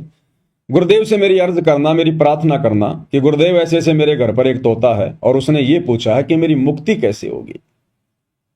तो बोला ये तो कोई बड़ी बात नहीं, मैं पूछ दूंगा गुरुजी से। चले गए, सत्संग सुना। आते समय सेठ जी को ध्यान आया कि तोते राम ने प्रार्थना की थी। गुरुदेव के पास गया, सारी बात बताई। अब जब वो तोते वाली बात बता रहा था सेठ जी अपने गुरुजी से, उसी समय गुरुजी एकदम चक्कर खा के गिर गए, बेहोश हो गए। अब सेठ जी ने देखा भाई ये तो गुरुजी मर गए, तेरे ऊपर हत्या का मुकदमा लगेगा। चुपचाप निकल लिया वहां से। घर पे आया, तोते ने पूछा सेठ जी मेरी प्रार्थना लगाई गुरुदेव से। सेठ ने कहा निकम्मे, काहे की तेरी प्रार्थना, मरवा देता तू मेरे को। क्या हुआ? बोला जब मैंने तेरी प्रार्थना गुरुजी से लगाई ना कि गुरुजी हमारे घर ऐसे ऐसे तोता है और पिंजरे में रहता है, और उसने कहा कि गुरुजी से प्रार्थना करना कि मेरी मुक्ति कैसे हो, इस पिंजरे से मेरी मुक्ति कैसे हो। तो नालायक उसी समय गुरुजी तो चक्कर खा के गिर गए, नीचे बेहोश हो गए। मैं तो आ गया, शुक्र मना किसी ने देखा नहीं तो हत्या का मुकदमा मेरे ऊपर लग जाता। अब उस संदेश को, गुरुजी के संकेत को वो सेठ नहीं समझ पाया, लेकिन तोता समझ गया। तोता समझ गया कि अगर इस पिंजरे से मुक्ति प्राप्त करनी है तो क्या करना होगा। रात हुई, सबने खाना वाना खा गए, सो गए। सुबह सेठ जी उठे, गए उस कमरे में तो देखा कि तोता तो पिंजरे में गर्दन डाल के नीचे पड़ा हुआ है। सेठ जी ने हिला हिला के देखा डंडे से पिंजरे में, तोता कोई प्रतिक्रिया नहीं दे रहा। सेठ जी ने ताली वाली बजाई, तोता कोई प्रतिक्रिया नहीं दे रहा। तो सेठ जी ने सोचा कि हिला रहा हूं, हिल नहीं रहा, ताली बजा रहा हूं, कुछ प्रतिक्रिया नहीं दे रहा, मर गया। और वैसे भी आजकल सेठ जी ने सोचा कि आजकल ये पक्षियों के अंदर रोग आ रहा है, कहीं ऐसा ना हो कि घर में और बैक्टीरिया फैल जाएं। जल्दी से उसने वो पिंजरा खोला और तोते को बाहर निकाला। और जैसे ही पिंजरा खोल के तोते को बाहर निकाला, तोताराम फर से उड़ गया, क्योंकि तोते ने गुरु का संकेत समझ लिया कि बेटा अगर तुझे उस पिंजरे से मुक्ति प्राप्त करनी है, इस काल के 21 ब्रह्मांड रूपी पिंजरे से अगर तूने मुक्ति प्राप्त करनी है, तो बेटा तूने जीवित मरना पड़ेगा। और वो तोता जीवित मरने की एक्टिंग करने लगा। तो उसके मालिक ने देख लिया कि ये तो मर गया, अब मेरे किसी काम का नहीं है, कोई बीमारी फैलाएगा, उसको पिंजरे से बाहर कर दिया। तो इसी प्रकार जब हम जीवित मर जाएंगे, संसार से उल्टा हट जाएंगे, ना कोई नाचना, ना गाना, ना बजाना, ना कोई ब्याह शादी, ना कोई डीजे, ना भात, ना छूचक, ना लेन, ना देन, ना ब्याह शादियों में कोई आडंबर, ना कोई राजनीति, ना कोई पाखंड, ना कोई समाज के साथ में यारी दोस्ती रिश्तेदारी, सादा खाना, सादा रहना, ना कोई चटपटा आहार करना, ना मन में कोई इच्छा, कोई डिमांड, ना कोई कार कोठी की इच्छा, ना कोई बड़ी नौकरी की इच्छा, ना बच्चों को MBBS बनाने की इच्छा, ना ऊंची ऊंची कॉलेजों में कोई पढ़ाने की इच्छा, ना कोई फार्म हाउस लेने की, ना कोई जमीन लेने की, ना कोई प्लॉट खरीदने की, ना कोई बिल्डिंग पे कोई बिल्डिंग बनाने की कोई इच्छा नहीं कि जो राख्यूं तो ही रहूं, जो देवो सो खाऊं, और खाने जाद खरीद हूं गुलाम तुम्हारा। जब इस भाव में आ जाएंगे हम, जीवित ही मरने की रिहर्सल में आ जाएंगे, तो भला फिर हम इस काल के किस काम के। भाई हमारे सूक्ष्म शरीर में फिर काल के लिए खुराक तैयार होगी नहीं। खुराक तैयार जब होगी जब हम संसार वाले सारे काम करेंगे, चटपटा खाएंगे, बाहर का खाएंगे, विषय वासनाओं में हम पड़े रहेंगे। हम काल के मतलब के तब हैं जब हम यहां पर सारे उल्टे काम करेंगे, तभी तो हमारे सूक्ष्म शरीर में वासना जमा होगी। और जब हम जीवित ही मर गए, अपने गुरुजी के वचन पर रुक गए, काल के लिए सूक्ष्म शरीर में कोई वासना जमा हो ही नहीं रही, कोई खाना खुराक जमा हो ही नहीं रही, तो काल फिर क्या करेगा? काल छोड़ देगा कि ये मेरे काम का नहीं है, ये मर गया, बेकार आदमी है। और उस बेकार को ही फिर गुरु पकड़ेगा कि अब ये मेरे काम का है। जिसको काल ने बेकार समझ के छोड़ दिया वो सतगुरु के मतलब का होता है। काल को चाहिए विकारी और सतगुरु को चाहिए निर्विकारी। तो काल हमें कब छोड़ेगा? जब हम निर्विकारी हो जाएंगे। तो काल हमारे को निर्विकारी समझकर कि मेरे को तो विकारी अंश ही है, मैं क्या करूंगा, इसका किसी काम का नहीं। अरे जिस मक्का के सारे दाने निकाल दिए गए हो, उस मक्का को कोई सेकता है क्या? उस मक्का को कोई आग में कोई पकाता है क्या? तो जब हम जीवित मर जाएंगे, सारे विकार हमारे समाप्त हो जाएंगे, तो काल हमें तपतशिला पर भून कर क्या निकालेगा? फिर वो हंस परमात्मा के काम आता है। निर्विकारी हंस फिर परमात्मा के काम आता है। विकारी काम आता है काल के और निर्विकारी परमात्मा के। फिर परमात्मा ले जाएगा उसको। फिर तो इस प्रकार से यहां देखो, बार बार गुरु जी हमें यही तो संकेत कर रहे हैं कि बच्चों मत देखो संसार को, संसार की तरफ देखना बंद कर दो, अपने परमात्मा के चरणों से चिपट जाओ। तो क्या संकेत है ये कि जीवित मर लो। ये बकवादी करते तो असंख्य जन्म हो गए, तुमने क्या प्राप्त किया तुम्हें याद भी नहीं है। तो कितनी बार राजा बन लिया पूरे देश का, है? जहां तू हाथ रख दे वही जमीन वो तेरी हो जाती थी। आज तू 100 गज के प्लाट के लिए मारामारी करता फिर रहा है। तो गुरुदेव ज्ञान देकर यही तो समझाते हैं कि जीवित मर ले रे मनवा। तो गुरुदेव कह रहे निंदा स्तुति मान बढ़ाई, मन से मार गिरावे, अष्ट सिद्धि की अटक न माने, आगे कदम बढ़ावे। जब कोई राम भगत गति पावे, हो जी। आशा नदी उलट के डाटे, आडा बांध लगावे। आशा नदी उलट के डाटे, आडा बांध लगावे। भव जल खार समुद्र में, फिर बहुर न खोड़ मिलावे। जब कोई राम भगत गति पावे, हो जी। जब कोई राम भगत गति पावे, हो जी। आशा नदी उलट के डाटे, ये मन में उठने वाली इच्छाएं, आशाएं, ये कर लूं वो कर लूं, बेटा पढ़ा दूं, नौकरी लगा लूं, कोठी बना लूं, एक प्लॉट ले लूं, ये तरह तरह की जो मन में उठने वाली इच्छाएं, परमात्मा कहते हैं इनको रोके, उलट के डाटे, परमात्मा के ज्ञान आधार से इन पे रोक लगावे और आडा बांध लगावे। इस तत्व ज्ञान का आडा बांध लगावे। जैसे नदी के बीच में बांध बना दिया जाता है तो पानी वहीं रुक जाता है। तो परमात्मा कहते हैं जो मन की इच्छाएं, जो आशाएं हैं, जो ये तृष्णाएं हैं, इस तत्व ज्ञान से बांध लगा ले। बांध यानी मोटी दीवार लगा दे कि नहीं, अपने किसी काम की नहीं। यहां पर ये काल का सुख झूठा, यहां का लोक झूठा, ये नश्वर, कब मर जाए कोई भरोसा नहीं। असंख्य जन्म हो गए यहां। तो गुरुदेव के ज्ञान को आधार बनाकर हमने मन में उठने वाली उन इच्छाओं का दमन करना है। आशा नदी उलट के डाटे, आडा बांध लगावे। और भवजल खार समुद्र में, फिर बहुर ना खोड़ मिलावे। जब हम इतने दृढ़ हो जाएंगे, इस प्रकार से ज्ञान को आधार बनाकर अपने मन को रोक लेंगे, तो परमात्मा कहते हैं फिर इस भवजल में, भवजल खार, इस खारे समुद्र में फिर वापस हमारे को नहीं आना पड़ेगा। जन्म और मरण का चक्कर हमारा समाप्त हो जाएगा। बहुर ना खोड़ मिलावे, खोड़ यानी बार बार हमारे को फिर ये जन्म धारण नहीं करने पड़ेंगे। यहाँ पर फिर हम सतलोक चले जाएंगे। फिर इस भवजल में, इस खारे समुद्र में गोते नहीं मारेंगे।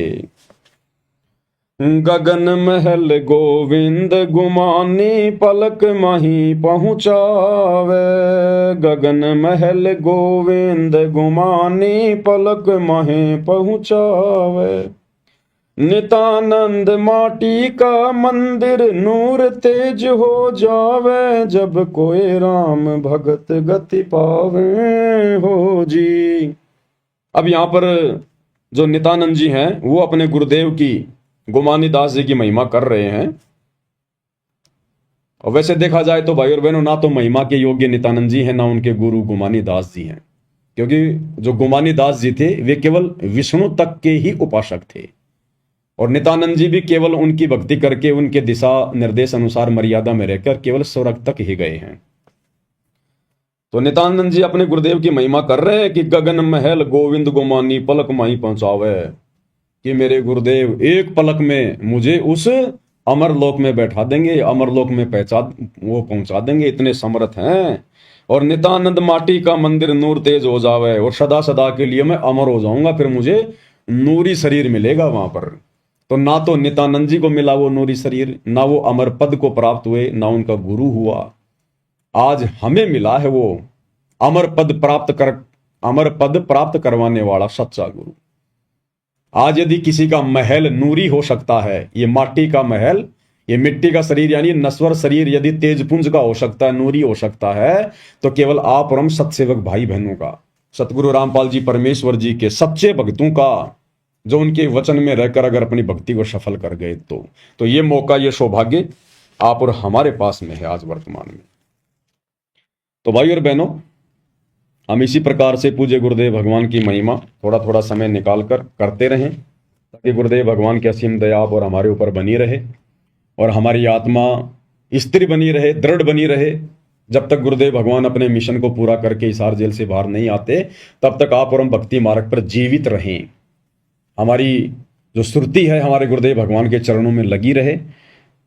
तो इसी प्रकार हम धीरे धीरे भक्ति मार्ग पर आगे बढ़ेंगे। तो आज की वीडियो में केवल इतना ही। गुरुदेव भगवान हम सबको आशीर्वाद दे, आज्ञा दे, सद्बुद्धि दे और इसी प्रकार हमें भक्ति मार्ग पर चलाते रहें। बंदी छोड़ सतगुरु रामपाल जी परमेश्वर जी की जय हो।